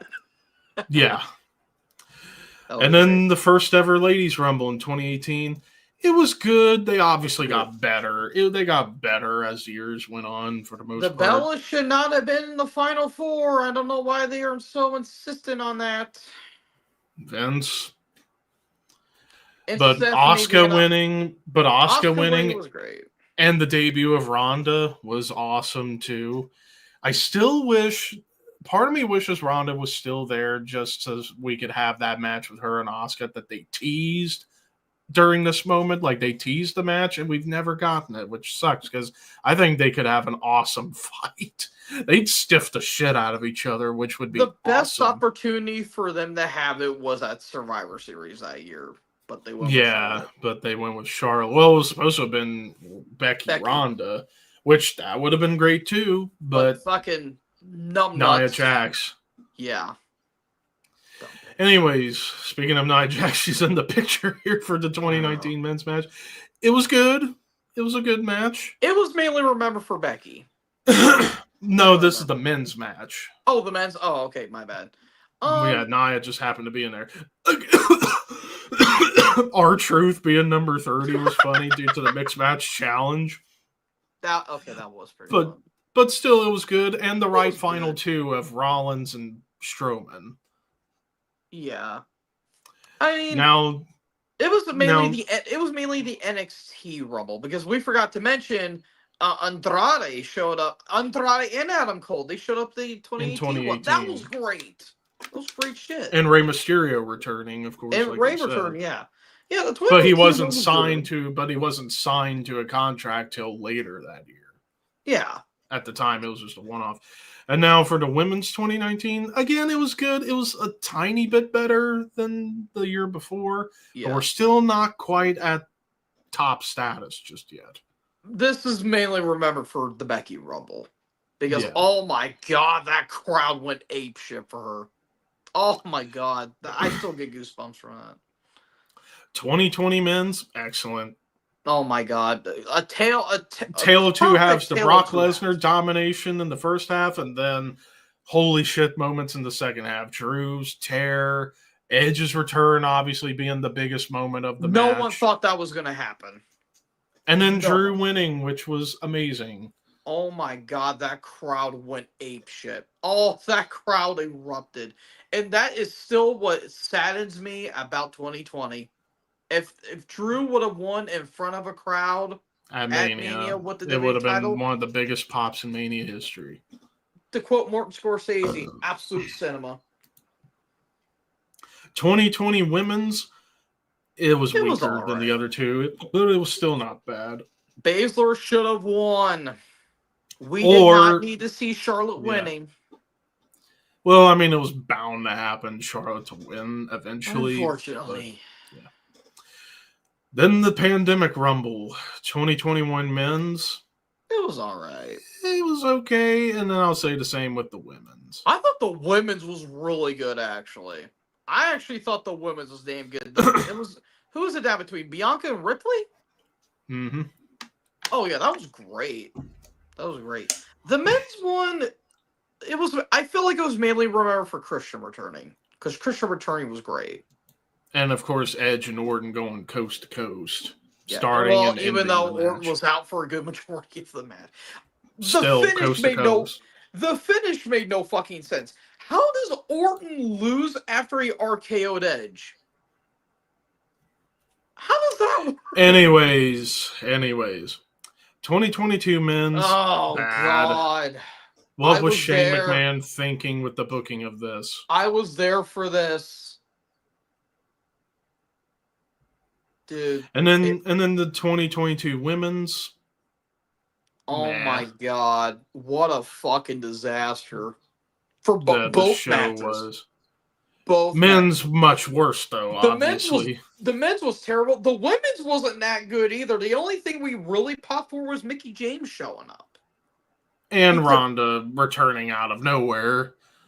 No, I figured Ronda was going to return because the rumors were swirling around. I didn't hear shit about her showing up. I heard rumors about it, and then once she showed up, I was like, yay. Well, I mean, okay. Her winning out of nowhere was a bit strange, but I think fans would remember more fondly if she had won the belt at Mania from Charlotte.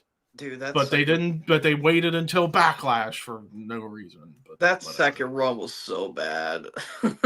Part of me hopes she comes back one more time and I go hope on a she does on a part-time run and has Paul Heyman with her.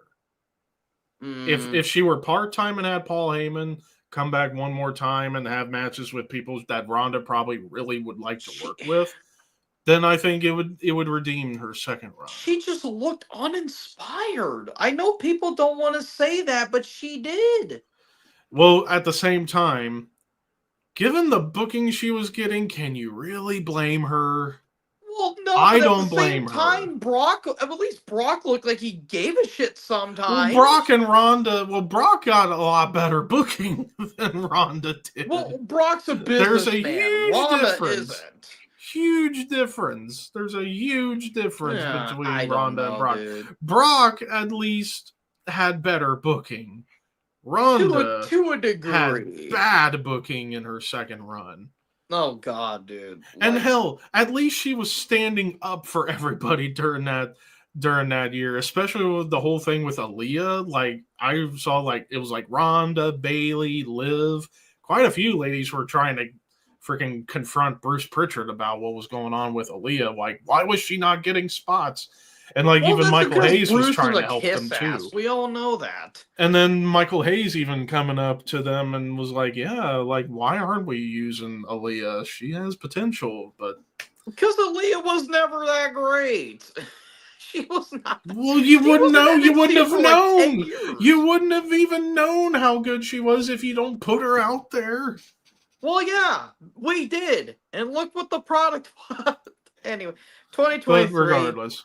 All right, 2023 men's, that's an S tier. Yes. Great stuff. I would say arguably number 3 behind 01 and 92. That Gunther performance alone. Gunther, I'd say there's everything about this match was perfectly done. Everything. Like the meme from Homelander on The Boys, it was perfect. perfect. Everything down to the last minute details. I would say so, because like, you know, Gunther and Sheamus starting it off, and then getting some really cool dudes coming in along. Brock coming in, going on a tear. To stare down with he and Gunther was amazing, and that sucks. That's probably going to be the closest we're ever going to get to a Gunther Brock match. We want it. And then the Lashley Lesnar feud being enhanced, and Lesnar going into a rave. Just start throwing the stairs was great. I honestly was hoping when he threw the stairs on the announce table would have broke. That would have been hilarious. And then everybody else coming in, Rollins and everyone else, and Logan Paul going full on heel finally was cool. And then Cody winning, which was the perfect call. And of course, I would argue better than Taker Shawn in 07 in terms of the match within a match. No. Yes. No, it's not. Yes. No. It is. It is. Shawn and Taker was better. Cody and Gunther was good. I still say Cody Gunther was outstanding because of the storytelling in there between the two. I'm sorry. Granted. Shawn and Taker's amazing, but I think Gunther Cody's a little bit better because you had a better story being told between the two. Why can't where you Gunther accept my was opinions, Gunther? Man? Because you're wrong. That's why. You know what? I mean, you can say what you say, but I'm telling you. And fuck you. Okay, El Jefe. Is that who did that? I honestly can't remember who did that. Anyways, but no, the storytelling with Cody and Gunther was outstanding. Like Gunther just chopping the mother. No. Shawn and Taker was good storytelling. No. It was great storytelling, but Cody Gunther was better because Gunther kept beating the motherfucking... Will you let me finish my thought, you little bastard?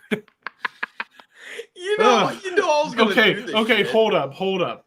Now I have 3 things that bring out the worst in me. My friend Dylan, when we play Fortnite every Friday, getting on my nerves. Me playing Magic Uno on Tabletop Simulator and getting absolutely fucked over. And you being wrong. Those are the 3 things that bring out the worst. Honestly, I think Maniacs. But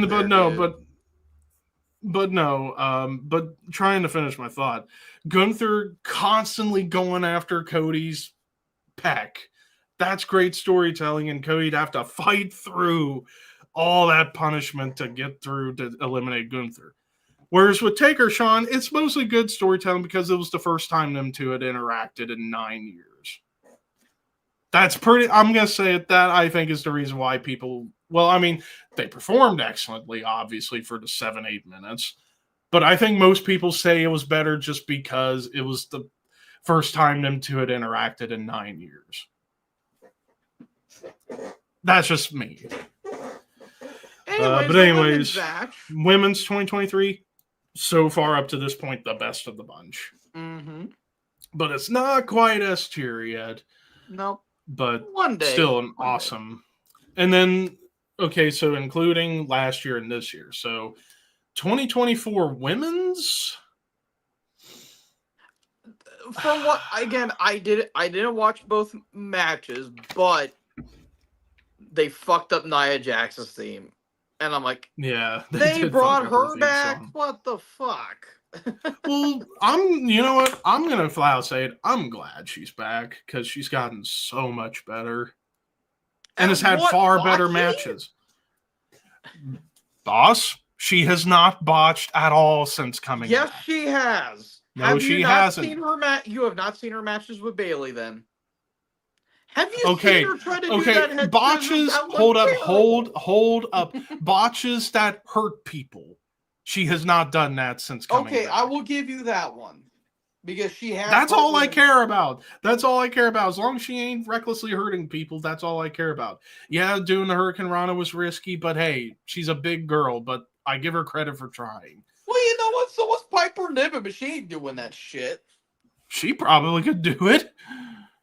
Well, I'm saying Bocce. Well, but Piper's more slimmed down, but... Anyways, But I'm glad Nia's back because she's gotten a lot better and has Nepotism. had far better matches.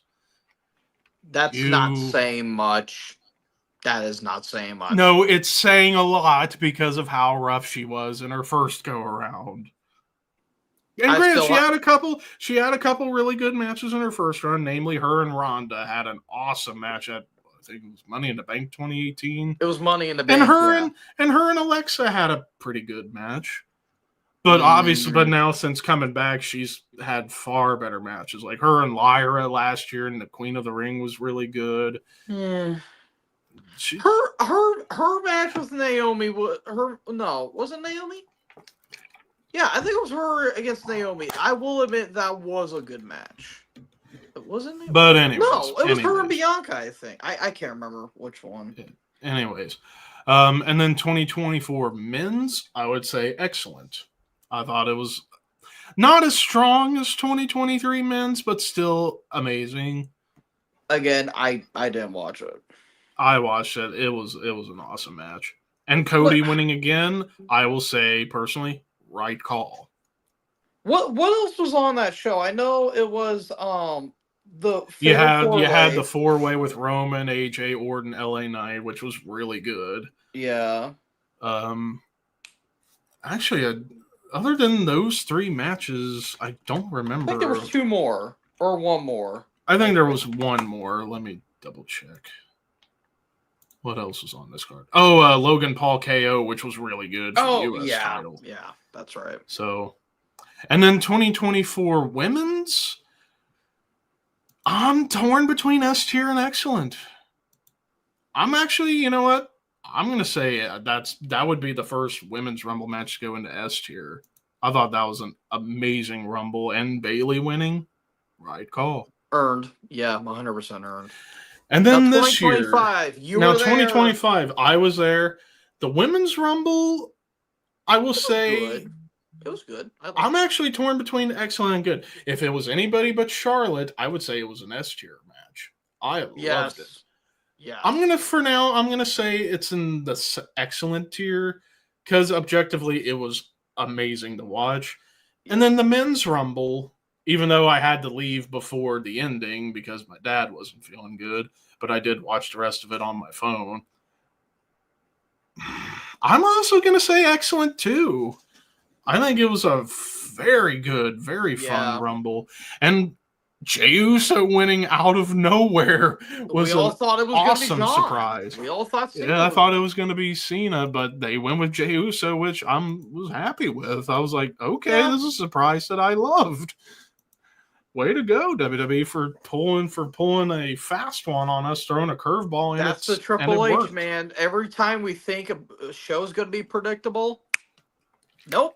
There's only one match. And most of the curveballs that Triple H has thrown have been great. Most of them. Not all of them. So far. And I think it will still keep going down that direction. So yeah. It's just my problem really with the pay-per-view format. You can do maybe a match or 2 more than 5. Personally. Maybe 6. Maybe just 1. But at the same time, at the same time, I personally like it where it's not as many matches because you give these matches more time. Yeah, but at the same time, you have to find a balance. You do have to find a balance. Yeah. But which we've seen match here and there won't kill it. Personally, you need to have like ebbs and flows. I will say though, Backlash, 2.5 hours and it went by quick. I will give WWE credit for that. And it was an awesome pay-per-view overall. Far better than Mania. We were right. Oh yeah, dude, way better than Mania. We were right. And I will go ahead and say, I think Money in the Bank's going to be another awesome pay-per-view. We'll see. Because both ladder matches are going to deliver because they're always fun. And I think this tag match that we now have with Jay and Cody versus Cena and Logan, I think that's going to be a really good, fun tag match. Yeah. Yeah. So, and then depending on what else they're going to have on the card, I could probably see Io defending her title on the show against somebody, and that would be a really good match. You could probably do an IC title match. Yeah, an IC title match, Dominic versus Maybe AJ. US, maybe. Top I two. don't know. I don't know if we'll get a US title this time because since they just had it at Backlash, and they obviously want to alternate titles on the shows. Yeah, true. And honestly, I think one more match we need to get like a multi-team match for the WWE tag titles. Dude, they had it right until they split the titles. That's all I'm saying. Yeah, That's please literally WWE, please WWE, unified world titles, women's titles, and tag titles, and we're good.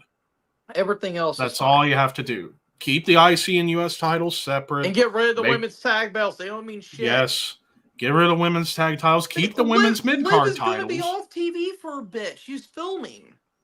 Yeah, and those belts are cursed. Yeah. So there you go. And there's simply not enough women to warrant a tag division. Even in 2019. Yeah, there's just not enough. All right, and then let's do one more list, and let's do a medal list to close. Okay, I was about to say, do you want to do a medal list? Ooh. You did Hell in a Cell. I know that. I think you did Elimination Chamber. I'm trying to think of like gimmick themed. TLC? No.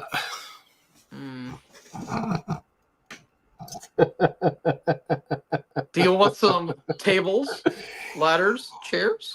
No, I'm laughing because you're assuming I'm talking about metal in wrestling context. No. No. I was not thinking that. Yes, you were. No, I was not. Yes, you were. Don't deny it, mister. You were. Hence why I said Hell in a Cell, do not make me Chamber, call cage Mr. matches. Scott. I have him on speed dial. No, and he would agree with me. No, literally, I did not mean to say TLC in terms of metal. Well, you were saying Hell in a Cell, Elimination Chamber, Steel Cage. I was thinking of like. Wait a second here. I was like, wait a second here. I said a metal list, and then you start naming off matches that have to do with metal. I'm like, wait a second. What coincidence? I think not. I was like, what the fuck are you talking about? I'm talking about music, not steel. Steel cage. Arm bar. Arm drag. Son of a bitch. At this point with you, I'm about to take a stick and ram it so far up your own ass until you start coughing up bark. Kicked out of the group at this point? I don't know. Y'all had to deal with my bullshit for what? About 3 years? But it's 4. Been over 2. Maybe 4, but anyways, I'm trying to think of a metal list that we haven't done before. Because, especially with me and Maniac, we've been going ham on these lately. 80s traditional metal. I don't think that will be a list on here. But 80s heavy metal? 80s metal.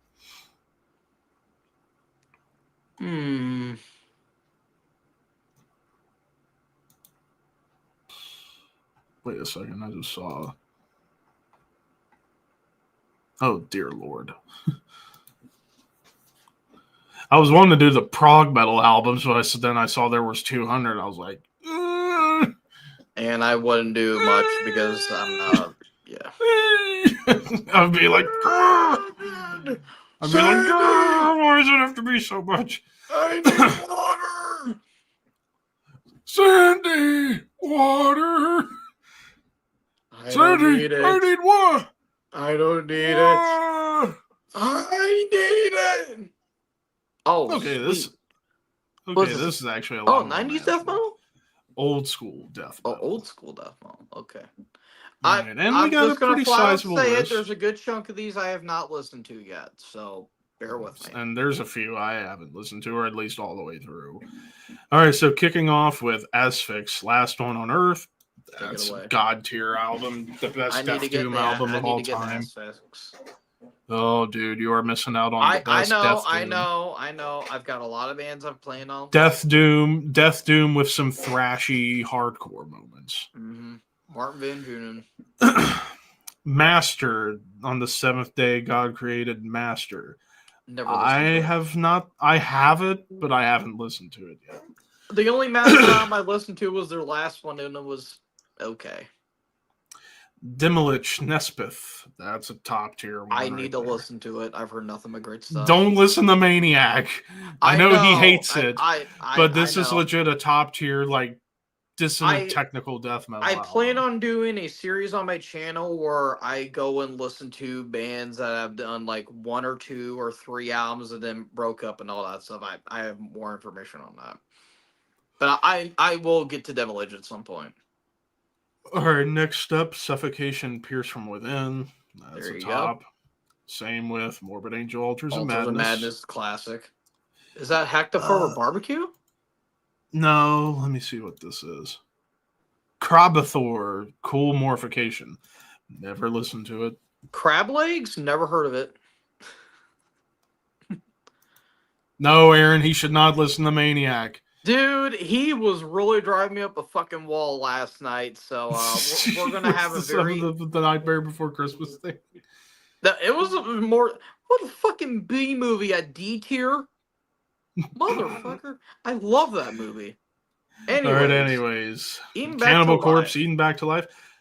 I'll go B. It's a phenomenal album. I'm going to be doing a Cannibal Corpse ranking, but there's better Cannibal Corpse albums. But I do love Eaten Back to Life. What's that one? Mortis Gold, I forget. Dying Remains. Oh. I need to listen to it, but I hear it's an amazing album. Yeah. So the last Mortis Gold album was good. Was really good, yeah. Bolt Thrower, Realm of Chaos. I'll go A tier. Great. I think that's my number 2. It was my number 5. Yeah, I was a little disappointed you ranked it a little bit low, but I mean, in comparison to those Once Loyal, Fourth Crusade, For Victory, and War Master, it's tough. It's tough. I mean, both are insanely consistent. All their albums are really good to classic. Is that the Obituary, The Incomplete? I'll go B. It's a great album, but in comparison to the first 2... Yeah. Bit of a drop off, but it's still very good. I'd still say top 5, though. Mm-hmm. I'd say number 3. If I were to do an obituary ranking, it'd be number 3. Ooh, I don't know. The last two have album, been... Oh. Anyways, Autopsy, Severed Survival. I need to get into more Autopsy, man. Oh, man. Part of me wants to say A tier, but I feel like if I put it below S tier, people would want to kill me. I'll go S tier, but I think there's one other Autopsy album I think is a little bit better. Anyways, Obituary, Slowly We Rot. A tier. Great debut. It's an amazing debut, but it would be my number 2. It would be my number 2. That production is gross. Scott Burns' first full album he ever produced. Mm-hmm. Atheist, Piece of Time. I go B tier, though I fucking love it. Even though it's like old school death metal, but it also feels a lot like technical thrash too. Yeah. But it's still fucking I need to get all over the map. First 2 albums, Piece of Time and Unquestionable Presence, especially Unquestionable Presence. Yeah. Amorphous, The Carillion Isthmus. I'm going to go B because it's a very morbid album in terms of the lyrics, all about the Kalevala of Finland. And it's essentially like a slightly more melodic and slower in tune. I don't think I've ever heard an Amorphous song, which is weird. Oh, you are missing out on arguably the best metal band out of Finland. In terms of everything they've done, whether it be straight up death metal, death doom, melodic death metal, folk, prog, classic metal. Yeah. I mean, at their core, they're a melodic death metal band that happens to incorporate, hard rock riffs. folk, prog, hard rock riffs, and classic metal. And amazing vocals, whether in growls or clean vocals. Yeah. Anyways, Autopsy, Mental Funeral, that's top tier. Yeah. Fucking incredible. Same with Deicide Legion. Oh, dude. So good. Dismember Like an Ever-Flowing Streams in S tier. Suffocation of Achieved the Forgotten S tier. I would argue just as good as Left Hand Path with like an Overflowing Stream. Clandestine, A tier. Love that album, but Left Hand Path, easy S tier. Oh, dude. The beginning of Swedish death metal. Yep. That was this Gorefest Mind Loss. I still need to listen to Gorefest. Me too. Mainly their early stuff before they went death and roll. Grave, You'll Never See. I need to get into more Swedish death metal. I need to listen to this album in full. I have it. I've only listened to the title track, and it's very good. I've heard good stuff about it. Anyways, Napalm Death Harmony Corruption. The hot take, I think it's S tier. It's my personal favorite. It's my personal favorite Napalm album. It was the album that got me into Napalm, so. Dude, Suffer the Children live is so fucking good. Oh, dude, Barney was amazing on stage. Death Human. S tier. It's my favorite death metal album. It's not my favorite death album, but I do love it. It's that perfect blend of technical and progressive, because there is some technicality on that album. All right, next up, Immolation, Dawn of Possession. I'm gonna go S tier. Yeah, it's my number 2. A tier or S tier for me. It's my number 2 Immolation album. I think it's my number 4. Incantation, Onward to Golgotha. S tier. I'm going A tier. It's not my favorite Incantation album. That comes up 6 years later. Yeah, 6 years later. No, Diabolical Conquest. Diabolical Conquest. Yeah, dude, that's a hell of a debut. Gross album cover, fantastic death metal. But I think with the following 2 albums, they got better. Yeah, that's fair. Graves, Into the Grave. I'm going A tier. That's an awesome debut. Leprosy, S tier. Covenant, S tier. Domination, I'm going to go B tier, but I still think it's a somewhat underrated album. Kind of overhated a little bit. I don't hate it. It's just not as strong as the previous. It's not as strong as the previous 3, but I still love it. Even Caesar's Palace. It's sandwiched in between Covenant and Formulas, which are both amazing. Excellent. Morgoth, Cursed, A tier. I've heard great stuff about it. It's essentially German Leprosy. Yeah. Nocturnus the Key, S tier. One of the early prog tech death albums. The only thing I've heard from Nocturnus is Nocturnus AD, and that's about it. What is that? Which is good stuff, but The Key, that's a classic. Yeah. And then anyways, Cause of Death, that's an easy S tier. S tier, obviously. Top 5 death metal album of all time, objectively. Oh, dude, Chopped in Half. Not much. Their cover of Circle of the Tyrants. Yes, great cover. Anyways, Deicide, Once Upon the Cross. I need to get into that album. There's only 3 Deicide albums. I'm going B. I think the first 2 blow it out of the water, and I actually like Stench of Redemption more. Yeah, I think you ranked that album number 4, I think. Yeah. Actually, I'll be fair. I'll put it in A. Pestilence, Consuming Impulse, that's an S tier easily. So thrashy. And the last Pestilence album with Martin Van Drunen on vocals. And this is where you get the vocal style he's known for. Whereas Malleus Maleficarum is more like a thrashier Max Cavalera. Solstice, Pray for the Sentencing. I need to listen to this one because this was Rob Barrett's band. Yeah, I was about to say, wasn't this the same one that Member was with Cannibal Corpse? Yeah, Rob Barrett's band while he was also in Malevolent Creation and before he joined Cannibal Corpse. I still need to listen to it. Same with Seance with For Never Laid to Rest. I need to listen to this because they're a Swedish death metal band that sound like Tampa, which is interesting. Pertinence, Member of Immortal Damnation. I'll go A tier for that. Gorguts, Considered Dead. I'm gonna go B. I do love it.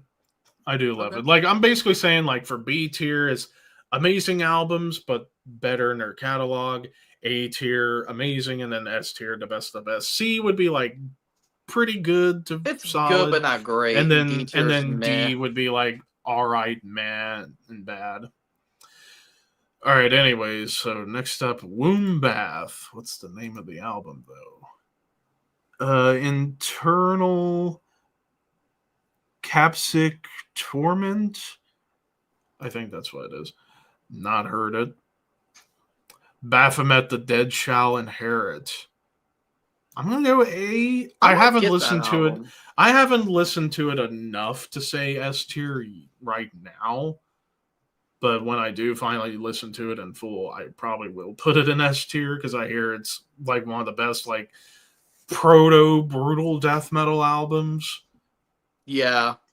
Desultory with Into Eternity. I still need to listen to it. I've never heard of it. This one, Sorcery with Blood Chilling Tales. Never heard of it. Never. Bull Thrower, War Master, S S tier. My favorite Bull Thrower album. My number 2 Bull Thrower album. My number 1 coming up later. Let's see. Sentenced. I think this is Shadows of the Past. Yeah, Shadows of the Past. I still need to listen to it. The Sentence albums I have are more their gothic era, and I'm not a fan of it. It's kind of bad. You gotta get like their like first 2 or 3 when they were just death metal, straight melodic death metal. I think I know Polluted Inheritance with Ecocide. Never heard of this one. Nope. Vader de Profundus S tier. I need to get into. I finally listened to that album in full recently, and I can't stop. It's so damn good. Even though it's personally not my favorite Vader album, I know that sounds like blasphemy to Maniac. It would be my number 2 because Litany I like a little more. I have that album. Let's see, what is this one? Desecrator, Subconscious Release. Never heard of it. That was a Demigod, Slumber of Sullen Eyes. That's an A tier. Death, Scream, Bloody Gore. A tier. A-tier. Not quite an S tier. It's almost S tier. It's on the verge of it. Almost S tier. Deicide. That's an S tier for me. My favorite Deicide album. Benediction, Transcend the Rubicon. I still need to get the CD, but I'll go ahead and put it in S. I like their last album. Their last album's phenomenal. The new one's really good. Yes. All right, we have Morpheus Descends with Ritual of Infinity. I still need to listen to Morpheus Descends. Benediction the Grand Leveler. I'll go B. More Benediction. Let's see, what is this? Cemetery with An Evil Shade of Grey. Never heard of it. Nope. Disincarnate Dreams of the Carrion Kind. I'll go A. I actually it's an awesome album. James Murphy's band. I found out. I think the drummer of Asabath was actually on the in Disincarnate for a bit. Found out. Let's see. Brutality, Screams of the Anguish. I still need to listen to this one. I heard it's really good though. I hear it's amazing. Massacre From Beyond. I'm going S tier. I think in terms of like a death thrash album, it's one of the standard bearers. Cannibal Corpse, Butchered at Birth. I'm going to go B tier. Very divisive Cannibal Corpse album. It's only mainly for the production. Musically, it's a step up from Eden Back to Life, but it's the production that suffers. Yeah, it's their first foray into more brutal death metal territory. Yep. Bull Thrower to Fourth Crusade, that's easy S tier. That's my favorite Bull Thrower album. A tier for me. The one complaint I do have is production's pretty thin. That's all. That's all I have a complaint about, to me personally. All right, next up, No, it's Unleashed. What is it? Shadows in the Deep. I still need to listen to it. I still need to listen to one. Possess Seven Churches, even though I don't quite agree that it's death metal. I think it's thrash that inspired death metal. Yeah. But still, I'll put it S tier. Suffocation Breeding the Spawn, A tier. Musically, some of their best stuff, even if the production's not great. Yeah. Malevolent Creation, The Ten Commandments. A tier. I need to get into Malevolent Creation, dude. The I first feel two like I'm albums missing are out on really something. the first two albums are really the ones to listen to. 10 Commandments and Retribution. Yeah. Pestilence, Testimony of the Ancients. I'll go A. Even though I think it's basically a death and atheist clone, it's still very, very, very amazing. Gorguts, The Erosion of Sanity. A tier. I feel like That's that album such a kind of phenomenal become. album. I feel like that album's kind of become like a cult classic as the years have gone on. Mm-hmm. Necrophobic, Nocturnal Silence, S tier. I need to get the Necrophobic. I listened to their last album. Their last album was fucking incredible. Top 10 last year, but I need to get into them. Next up, Cannibal Corpse, Tomb of the Mutilated. Finally, Cannibal goes into S tier. Yay! And that was my number 3 Cannibal Corpse album, up there with Vile and The Bleeding, which I'm shocked The Bleeding isn't on this list. Yeah. And then finally Unleashed with Where No Life Dwells. That's an easy A tier. And easily the best Unleashed album in their whole catalog. So no album in C or D, which is good. Yeah, because we didn't get to 6 Feet Under. Okay, that album is not bad. No, It's Haunted. all right. Haunted, I've not listened to really much at all, but from what I hear, it is good. I honestly didn't even hate their last album. It was okay for what it is. It's just generic Barnes death still metal with... sounds like Barnes, unfortunately. Well, he's not embarrassing himself, at least. With the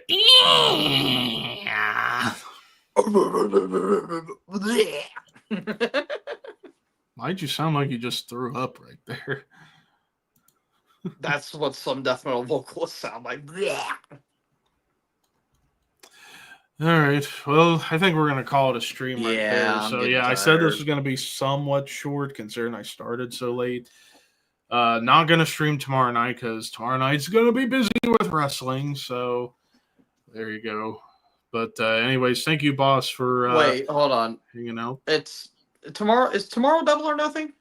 And NXT Battleground. I know Battleground's tomorrow, but and Double or Nothing at the same time. Well, Battleground starts an hour early, but I think it'll end at 9:30, and then by then Double or Nothing will still be going on. So it's really only 2 matches on Double or Nothing I would like to watch, and that's Hangman Ospreay and Tony Storm Mina Shirakawa.